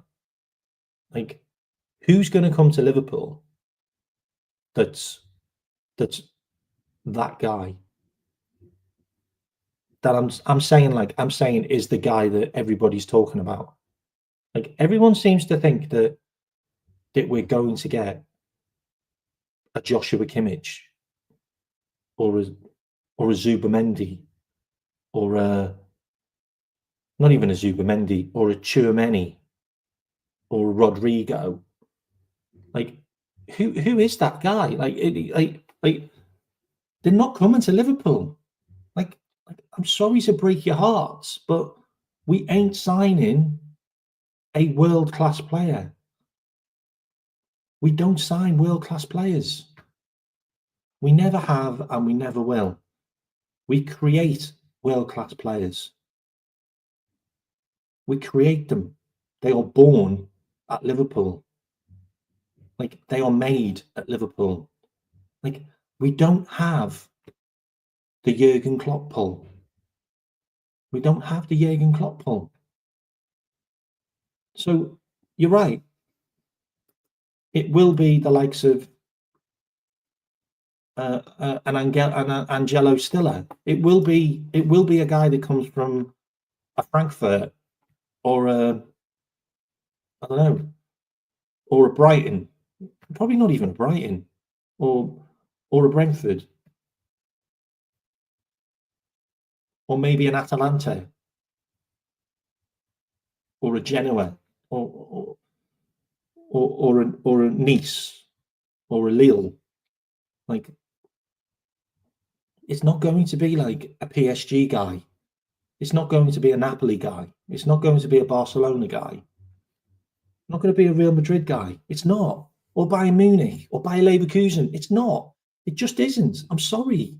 Like, I really think we need to get our head straight here. We don't sign those guys. Like, we signed Darwin Nunez for like 84 million from Benfica. Like, we signed Luis Diaz for like 47 million from Porto. Like, players go from Porto to shit clubs. Like, but it's not going to be those guys. We're not going to go and get those guys. We're not going to spend that money. We don't sign world-class players. They're made at Liverpool. So the question is, who is going to be that player? Because do you think it's going to be Isak? Do you think we're going to spend 150 million on Isak? Do you think we're going to go and spend 80 million on Varela? Someone's just wrote in the chat. Or do you think it's going to be, I don't know. Like, do you think we might just go and sign someone from Middlesbrough or Sunderland or Leeds? Or do you think maybe we'll just go and sign someone from Belgium? Or we might go back to Holland? Like, Like we have to be realistic. Like we have to understand that it's just not how it works at Liverpool. It's not how it works at Liverpool. Like if we're going to go and sign another Andy Robinson, who are we going to go and get an Andy Robinson from? What type of player is quite similar to Andy Robinson? And you hit the nail on the head, by the way. What type of player is quite similar to Andy Robinson? I can name two in the Premier League. And this is where we need to look. We need to look at the Premier League. Because if you're going to get a player that will come to Liverpool, more likely he's in the Premier League, which means he's already in England. So he's already experienced being in England. So the move isn't obscure to him. Yeah. And then you're looking at the fact that, are you going to get players that are ready for the step up? And you're absolutely right. They're going to be a Kerkez. They're going to be an Ait-Nouri. They're going to be a Dean Huijsen. They're going to be a Mark Gahey. They're going to be, I don't know, maybe a Jared Brathwaite. But they're going to be players that are played in the Premier League. If they're coming to Liverpool, we're going to start taking players from lower clubs. Tyler Dibbling. It's going to be someone who's ready to make that step. It's not going to be Anthony Robinson. He's too old. He's 27. He's too old. It really is. It really is. And as much as you want Brian Mbeumo, I think 26 is too old. I think Brian Mbeumo's a little bit out on the age.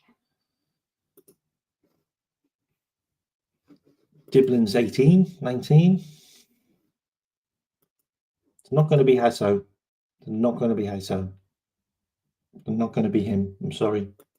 He's 25. Okay. He's probably in there then. He probably could be looked. He probably could be getting looked at.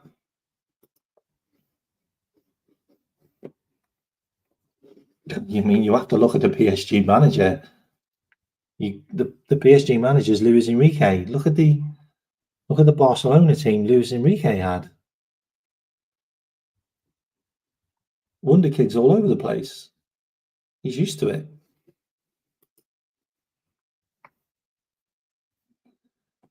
So you have to look at it. You have to look at this now, because it isn't going to be your Frimpongs, your Tchouaménis. It's not going to be those guys. It's not going to be Bastoni. Cunha. Read into what Arnie Slot said about Cunha. There's a highly likely chance that Cunha could be on number 9 next season. He absolutely rates him. Really does. 60 million buyout clause. Right and all. It's right in our wheelyard, isn't it? All over that. Exactly the same as we did with Dominic Szoboszlai. Dominic Szoboszlai and Matthias Cunha, number 9 and number 10. That would be fire. That would be fire. And you know it would. You know it would. It'd be fire, that. It could be Gordon. It could be Gordon. Gordon's only 24.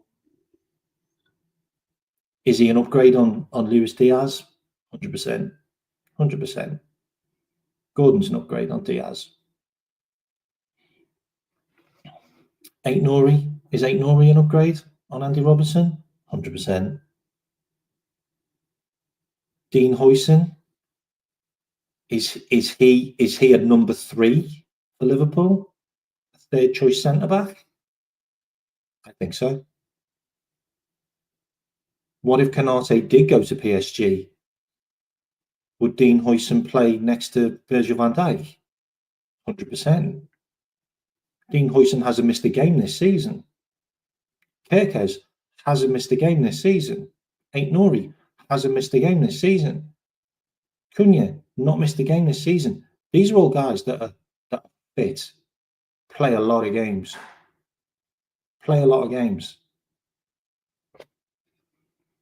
If Kanate goes to PSG, we are getting big money for him. Big money. That could go straight into Dean Huijsen, who's got a 50 million release clause. What about Simeone? What about Semedo? Does Semedo look like a good signing? I think Semedo looks like a Mane for me. Trajectory wise, looks like a terrific player. Terrific player. There's players out there. There's players in the Premier League that are ready for the next step to a big club. And, you know, kudos. What if West Ham finish below 15th? Kudus would be available. You could go and get Mohamed Kudus. There are plenty of players out there. There's a lot of players in the Premier League. Would anyone take a punt on Liam Delap? I mean, Liam Delap's got 10 goals in the Premier League. He's 21. Like, Liam Delap looks like a good striker. Absolutely. You take him over Darwin Nunez. There's lots of players out there. So you're talking about these world-class players. I just don't see it. Angelo Stella's just signed a new contract. He's got a 36 million pound release clause. We could go and get him. We could go and take him. We could go to Brighton if you wanted. You could go and get a João Pedro. He's got a release clause. There's plenty of players out there. A couple of players out of Ipswich. Liam Delap, I'd take. What about their left back? I mean, their left back's sensational. What's his name again? Ipswich's left back. Ipswich have been good this season. Like, considering where they are, I mean, they are in the relegation zone, but they have been in games all season.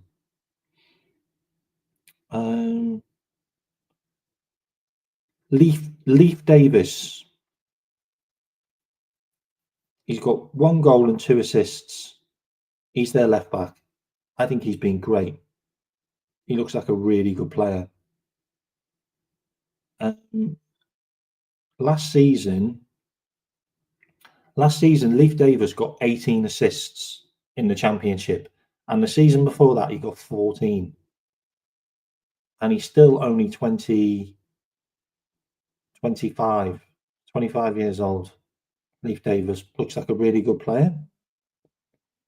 Any other players that you take from Ipswich? Liam Delap's got 10 goals and 2 assists this season. He's 22. He got 8 goals in 32 games for Hull. Liam Delap's made a step up.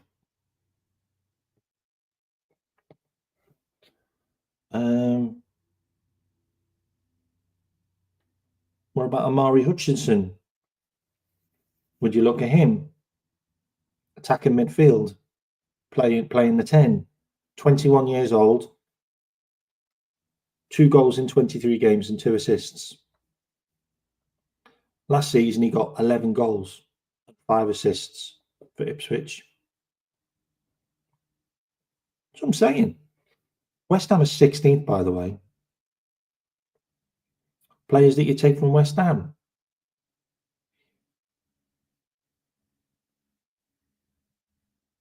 So West Ham haven't really got anyone that I'd look at apart from Mohamed Kudus. Mohamed Kudus, 20 games, 3 goals, 1 assist. He's not had a great season. West Ham haven't been great this season, obviously. Last season, he got 14 goals and 6 assists in 45 games. He was sensational last season under Moyes. This season, he's not been great, being used as a substitute a lot. Asensio Somerville, it's not worked out at West Ham for him. 19 games, 1 goal, 1 assist. I wouldn't take him. Lucas Paqueta is 27 years old. I wouldn't touch him. Kudus is only 24. And then you're looking at other clubs. Everton. You've got Gareth Brathwaite, 22 years old. 18 games this season. Last season, he played 41 games and got 3 goals. Absolute monster. Really, really good player. And he's also a left footer. Anybody else? Would you look at Jake O'Brien, who played for them? Been an absolute man mountain, that guy.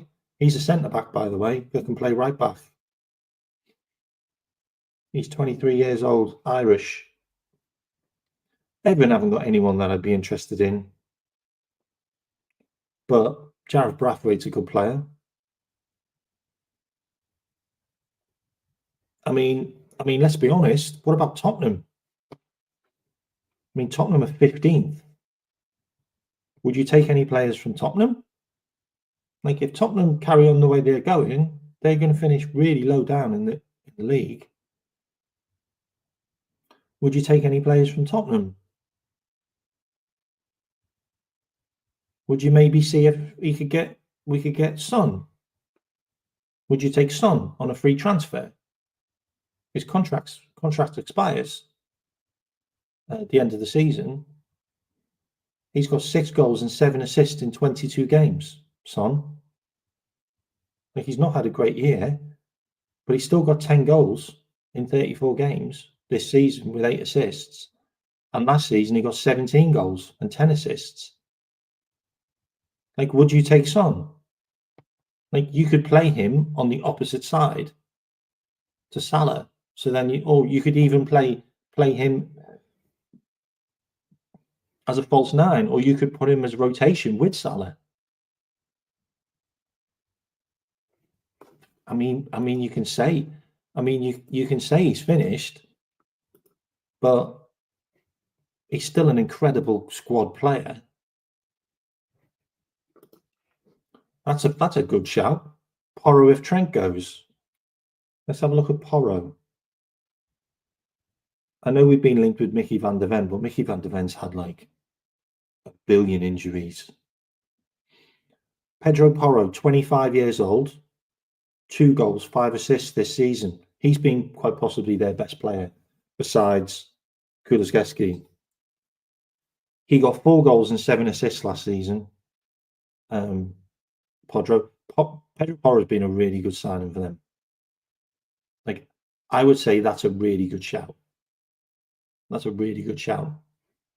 What about Jed Spence? Would you look at Jed Spence as a left back? He's 24. Jed Spence has been brilliant this season. He's been quite possibly one of their best players. So Kulusevski, let's have a look at Kulusevski. Kulusevski's 24, 25 games, 6 goals, 4 assists. He can play anywhere across the front and also a central midfielder. He's got 9 goals and 10 assists in 40 games this season. And last season he got 8 goals and 3 assists, so he's actually bettered his season before. What if Tottenham end up right at the bottom? Like, Kulusevski will be available. Like, we'd be able to try and buy him. Like, that's a player that's definitely there for the taking to a big club. Like, 100%. What about Brendan Johnson? Would you look at Brendan Johnson? Like, he's got 7 goals and 2 assists this season. In all competitions, he's got 12 goals in 33 games. And he can also play right wing and left wing and centre forward. And he's only 23. This is what I'm saying. Like, there are players that we can take from other clubs. We don't need to go to Europe. There are players that will be available to buy from other clubs because those clubs are not performing.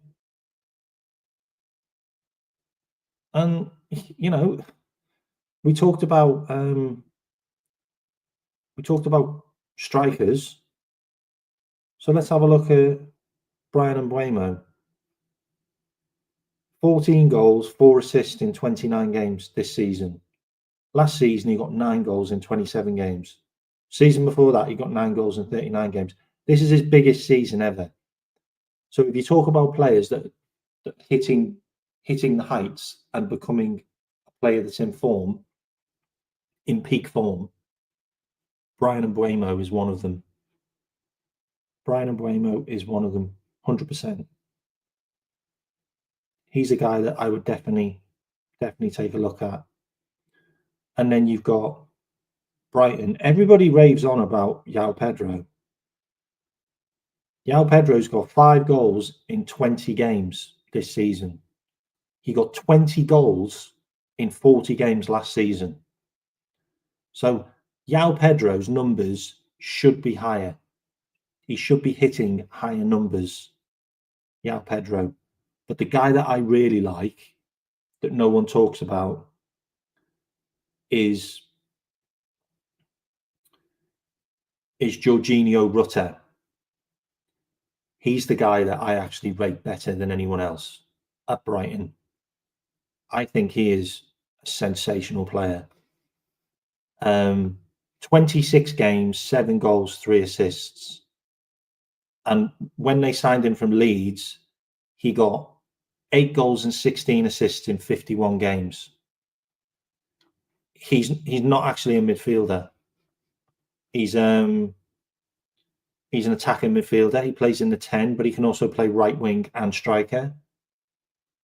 I think Rutter is a terrific player, and he's only 22, and he's a big lad. He's a left footer as well. We haven't got many left footers. Just haven't got many left footers. I think he is a terrific player, really is. And if you look at Brighton's midfield, I think he could be taken away and they'd be okay. They got Matt O'Reilly, they got Matt Weaver, they've got Ayari, they've got Hinselwood, Baliba, Gomez, Mazzulli, and Gruder, and they've also got Matoma, Adringa, Minter, and March, and also Pedro that can play there as well. So they've got a lot of players that can all play in the 10. We've only got Dominic Szoboszlai and Jones. And Jones has kind of been shoehorned in there, really. Jones is more of an 8 for us. So I think Jorginho Rutter would be sensational. I rate him. I really do. Let's have a look at Bournemouth then. Okay.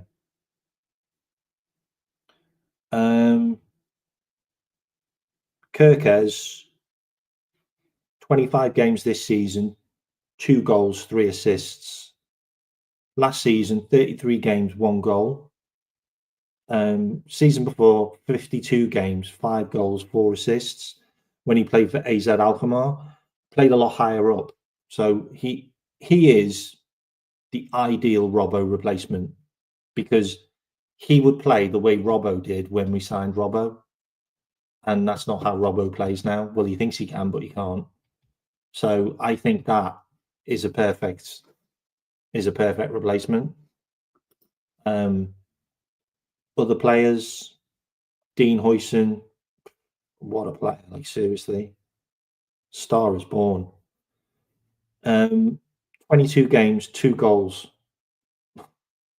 He's 19. Like he's a 19-year-old centre back.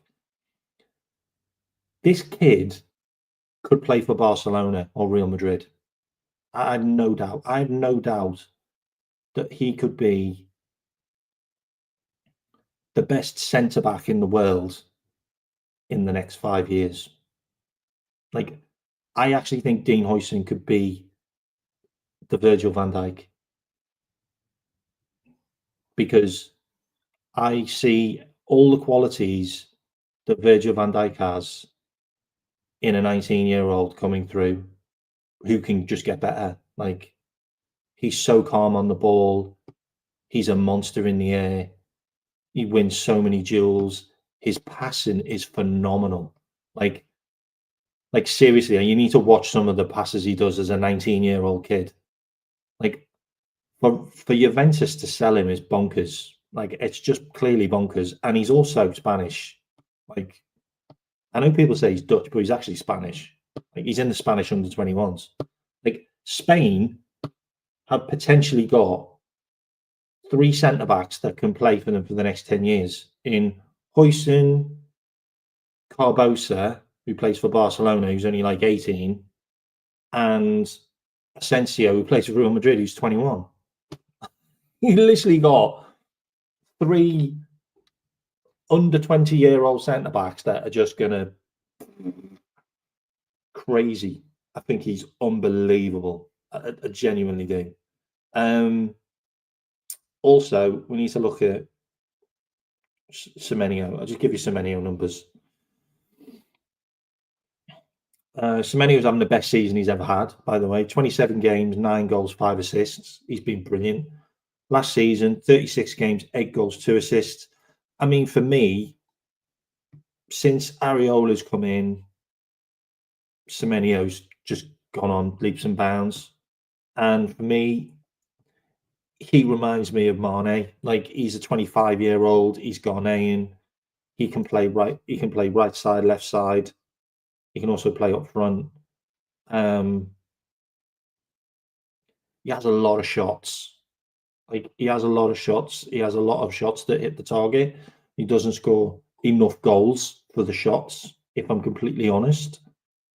But he is playing in a Bournemouth team, and he absolutely has torn everybody to shreds this season. His dribbling is phenomenal.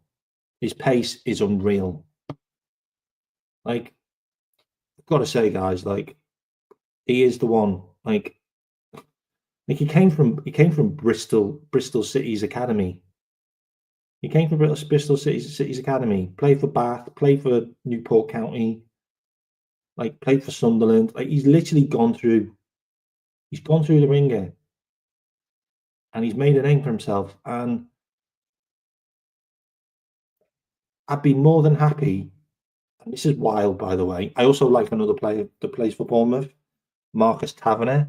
I do like Marcus Taverner, but he's 25. So if he was a bit younger, I'd probably look at him. I know it's wild, but if we just raided Bournemouth and we took Semenyo, Huijsen, and Kirkes, and then got Angelo Stiller, that's us done. Like, that's us done. Like, that is literally us done. And I feel like that's us challenging again for another 2 years.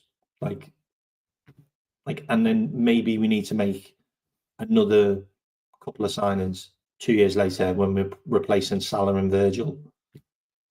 But I genuinely believe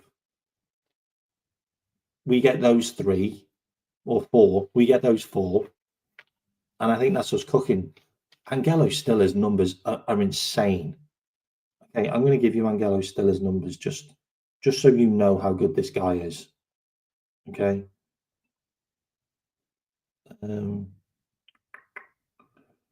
Yeah, where is he? Frankfurt are also 3rd in the league, by the way. There's also another player who plays for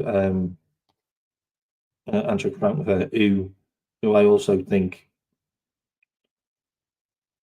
Actually, he doesn't play for Frankfurt. What am I talking about? Plays for Stuttgart. Sorry, my bad. Stuttgart, not Frankfurt. Okay. So 35 games, 2 goals, 6 assists. He's not a goal scorer. He's a defensive midfielder. Hugo Larsson's got an 80 million. He's got an 80 million release clause. He's going to a big club. Like he's not one we're getting. 4 players: Antonio Semenyo, Kirkes, Dean Huijsen, and Angelo Stella. And we're golden. We're golden. Keep it real. Honestly, you've got goals from Semenyo. You've got just raw pace, pure skill, like the X factor, like basically like Slot's Paxio that he had for Feyenoord, who by the way I would also take. Like if you want to see a player who looks pure potential, then you look at Paxio as well for Feyenoord. Like watch him absolutely destroy AC Milan in that game. I'll give you Paxio's numbers as well, by the way. So Stiller, 23 years old, sorry, Stiller. 35 games, 2 goals, 6 assists, been sensational this season. Season before, 34 games, 1 goal, 6 assists. Top player. 50% aerial duels won, 89% chances created this season, 53% goal creation, 22% defensive actions. It's just a really good player, and he also came from Bayern Munich's youth team. Just in case you wanted to know where he comes from, he comes from Bayern Munich's academy. There's another player as well which we've been linked to, who's called Enzo Millet, who also plays for Stuttgart. He's French, and he came from Monaco's youth team. This season, 33 games, 8 goals, 5 assists. Season before, 35 games, 6 goals, 7 assists. He's got the numbers. Plays attacking midfield, but can also play central midfield and DM.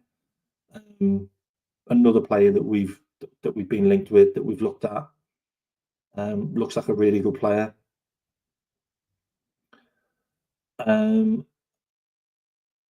Who's the player I wanted to look at? I wanted to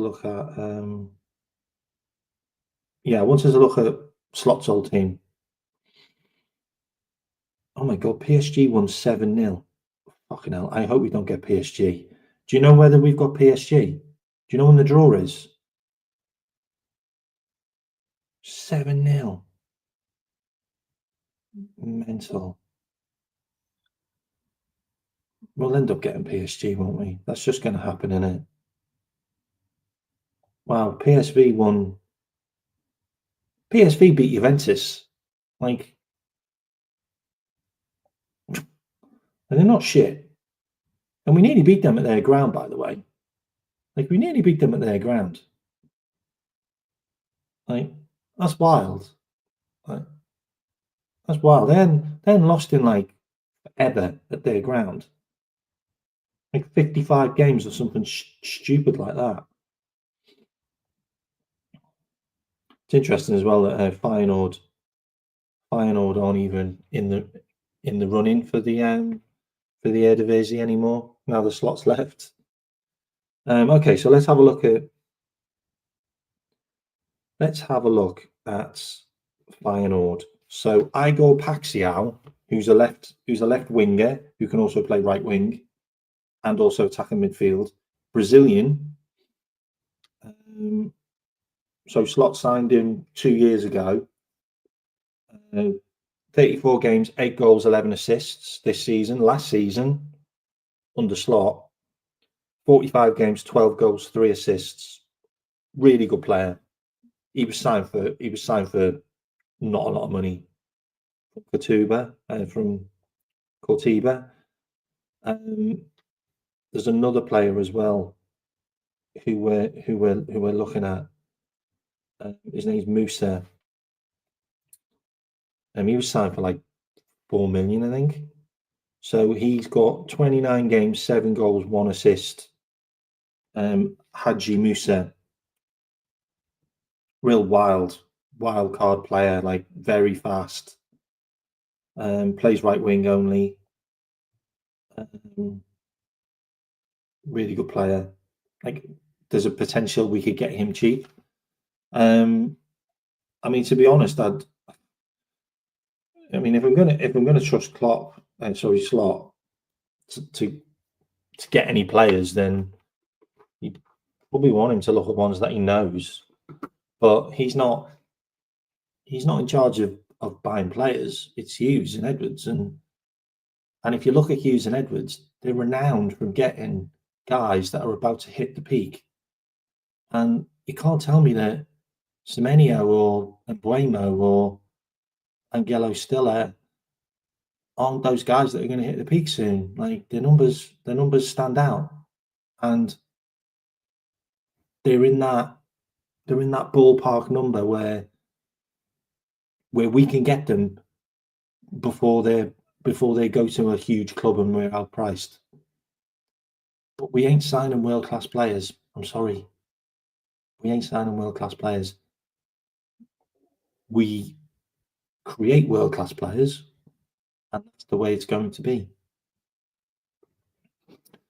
I mean, that's interesting.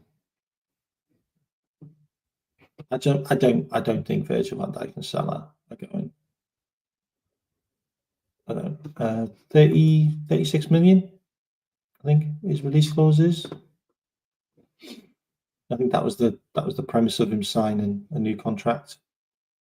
I mean, I've got to be honest. Like, let's have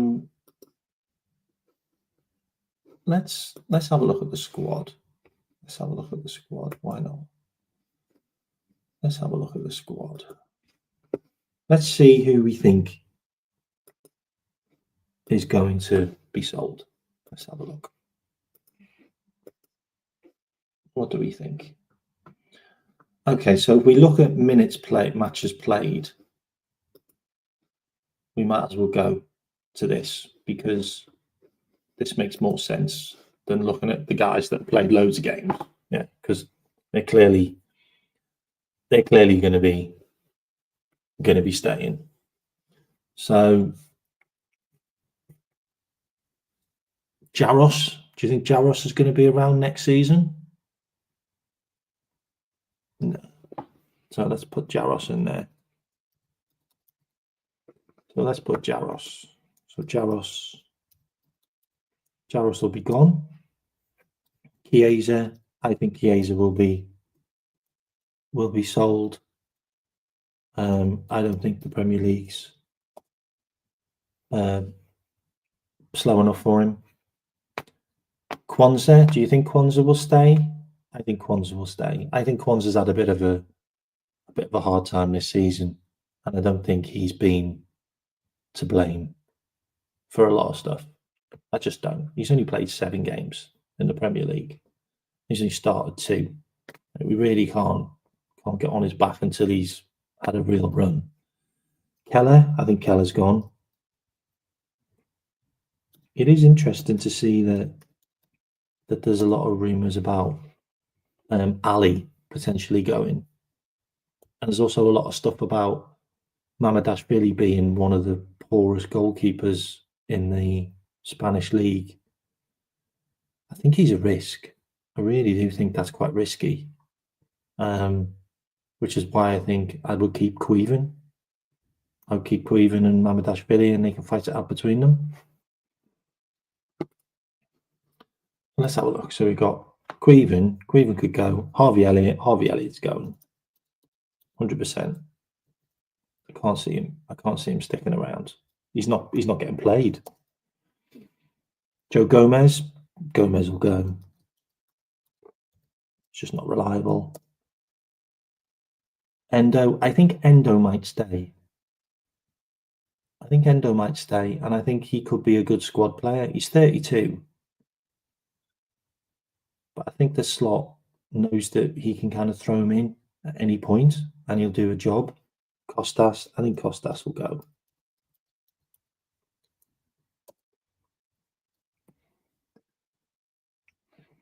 Jota, it's an interesting one, isn't it? I'm gonna keep Jota as a stay. Canate. Does anyone think Canate might go? He's got 1 year left on his contract, and he said he's nowhere near signing.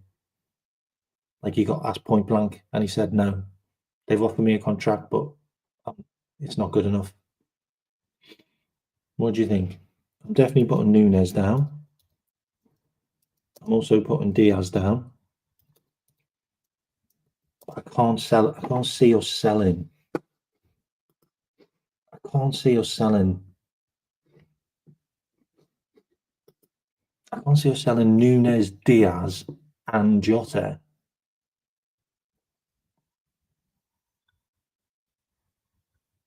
It's an interesting one, Russell. I mean, they've got a centre back. They've got two centre backs that are aging. Marquinhos is like 33 now. He is the perfect replacement, isn't he? And they've got money. Really? Canate?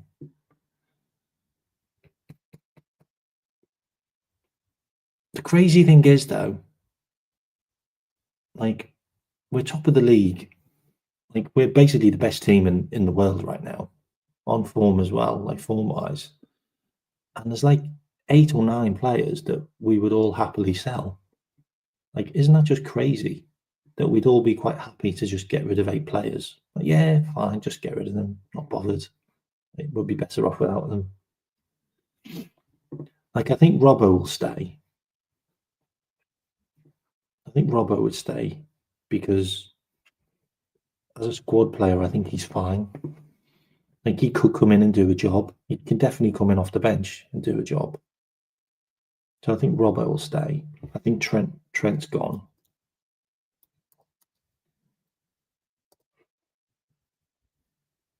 Oh man, Russell, if Salah and Virgil van Dijk leave, then we need an incredible rebuild. Like, if Salah and Virgil van Dijk leave, then Trent will go and also Ali will go. So you're literally losing 11 players. Like, that's just wild. Like, there's only one striker that I keep. If Salah goes, there's still only one striker I keep, and that's Cody. Everyone else can go. Like, that's just wild. So you've got all of those guys there, I think will go. And then you've still got the likes of Stefan, who I think will be sold.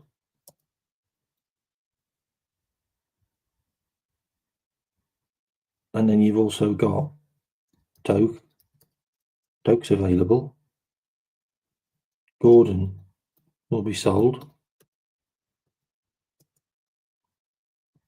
Owen Beck, he'll probably be sold.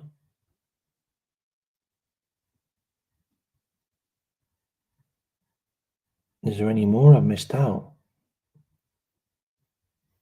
I mean, there's like other players which just aren't worth any money, but you get 10 million for. Oh, you've also got Morton. Morton will be sold. And let's just put Endo down there anyway, because I'm sure there'll be a bid that will come in for him that we'll probably look at. And if we even put Ali in there, Jesus Christ, how many players have we got? 1, 2, 3, 4, 5, 6, 7, 8, 9, 10, 11, 12, 13, 14, 15, 16. 16 players. So if we sold 16 players, then so we're replacing Ali. Okay, so you're basically saying all of our goalkeepers will go. I can't see that happening. So you've got Mama, and you'll have Ali, I will say, yeah, for goalkeepers. So we could do that. That's fine. We've got Mama and Ali for goalkeepers. Then you've got defenders. You've got You got Robbo. I'm putting signings in as well, by the way. Kirkers, VVD,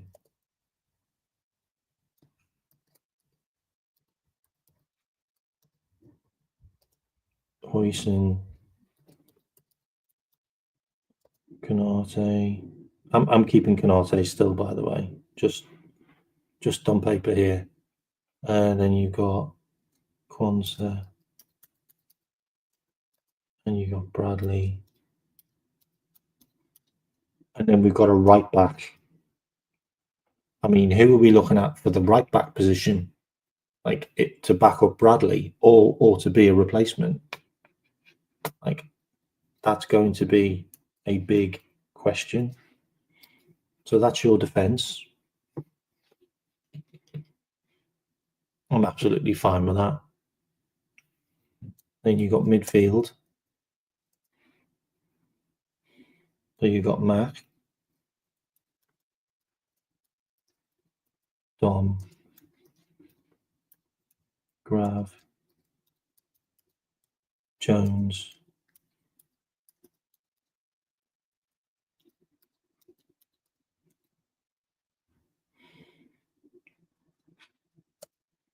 and then maybe we put a DM in there.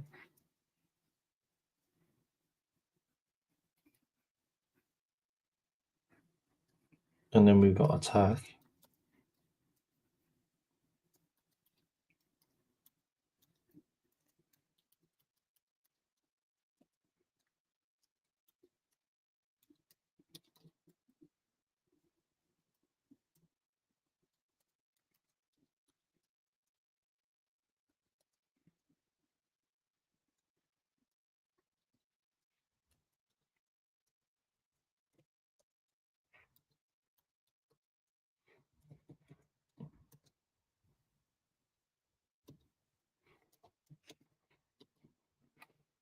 I mean, how does that sit for your team? Let's just bring this up on the big screen. So next season, goalkeepers, Mamardashvili and Ali. Then defence, Robbo, Kirkes, Virgil, Hoyson, Canate, Kwanzaa, Bradley, and then another right back to replace Trent. I don't know who that would be. I genuinely don't know who that would be. I haven't even thought about a right back, which is crazy, but I just haven't. Then you've got your midfield. Mac, Dom, Grav, Jones, Stiller, and a defensive midfielder, potentially. I mean, that's 6 players for 3 positions. That's fine. And then your forward line. Cody, Salah, Semenyo, Jota, and then a number 9, which gives us 6. And let's be honest, look, we're blessed to have 6. We're blessed to have 6 forwards. Most teams don't have 6 forwards. Most teams have 3 or 4. How is that not enough depth? Like, that's a player for every position. Like, and they're good backups. So if you look at your goalkeeper, you've got Ali, best goalie in the world. Mamardashvili, rated one of the best goalies in the world, up and coming. So there's one player for that position. Then you've got defence. You've got Kirkes, who's a top player in the league now. Robbo as backup. Virgil van Dijk, best defender in the world. Dean Huijsen as backup. Canate, second best defender in the world, maybe third best defender in the world right now. Kwanzaa as backup. Then you'd have Bradley or a brilliant right back. Maybe even Kimmich, but it won't be Kimmich. Like he'll sign a new contract. But you've got a top right back or an up and coming right back who's about to step up. Maybe Gertrude or someone like that. I don't know. Okay, I don't know. Okay, I haven't looked at a right back really. And then you've got Bradley as backup. That's a player for every position. Midfield, MacDom, Grav Jones, still and then a defensive midfielder. I don't know who that would be. Defensive midfielder, Adam Vorton, maybe. Like, still a really good player. I genuinely don't know. Maybe Joe Bellingham. I don't know. Like, but that's a player for every position, like, and a backup. And then your forward line, you've got 6. Number 9 could be Isaac. It could be Anthony Gordon. Like, it could be Brian Mbuemo. We might buy Semenyo and Mbuemo, which would be fucking amazing. And it could be Akitian, the French guy. It could be Mateta. Mateta's been brilliant. Another French guy. A lot of good French players. It could be Chao, CHO, who plays for Nice. He's been really good this season. Used to be in Everton's youth team. Like, I don't know, but that's a player for every position and backup. So that's depth.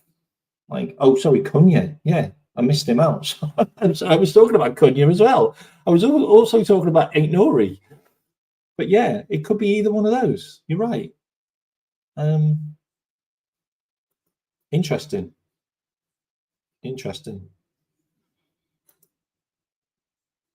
It's a fair point. But FSG might do something when half the squad fucking gets sold. Half the squad gets sold, then they're going to have to do something. And they did that with the midfield. Half the midfield walked out the club and they bought a new midfield. So it could happen. Like, it could happen. Anyway, I've done 2.5 hours here, which is mad. But mate, he might end up playing instead of Canate. Canate might get sold for 70 million or 60 million, and Huijsen is his replacement. It might happen. Like, it is what it is, but it could happen. Anyway, big up everyone. If you haven't liked and subscribed, please do. And if you want to write some comments, please write comments as well. And if you want to donate to the channel, send me a super chat. They're open. I'm on the road to 1,000. I appreciate everyone who's been involved. Hope you enjoyed the show today, and I hope I filled people with confidence that we're going to win the league and that Arsenal will not challenge. They won't get enough points. Okay? If you haven't watched that back, go and watch it back. It's about 30 minutes in, and I explained all of the games and how many points we'll get and how many points I think they'll get. And to be honest, I was pretty good to Arsenal. Like, I didn't put them down as a loss in any of their games. So anyway, Manchester City at the weekend, licking their wounds. Haaland was rested because he's got a knock. Let's see how we get on. The big heads have got to turn up again. Your Virgils, your Moes, they'll turn up again. And hopefully we'll have Cody back fit. But don't worry, we're still 8 points clear. And we're still in the Champions League, and we've still got a cup final next month. Bless. See you later. I'm out of here.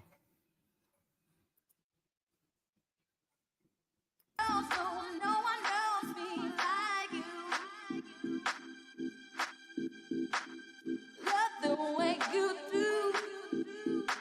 Just hold me tight. No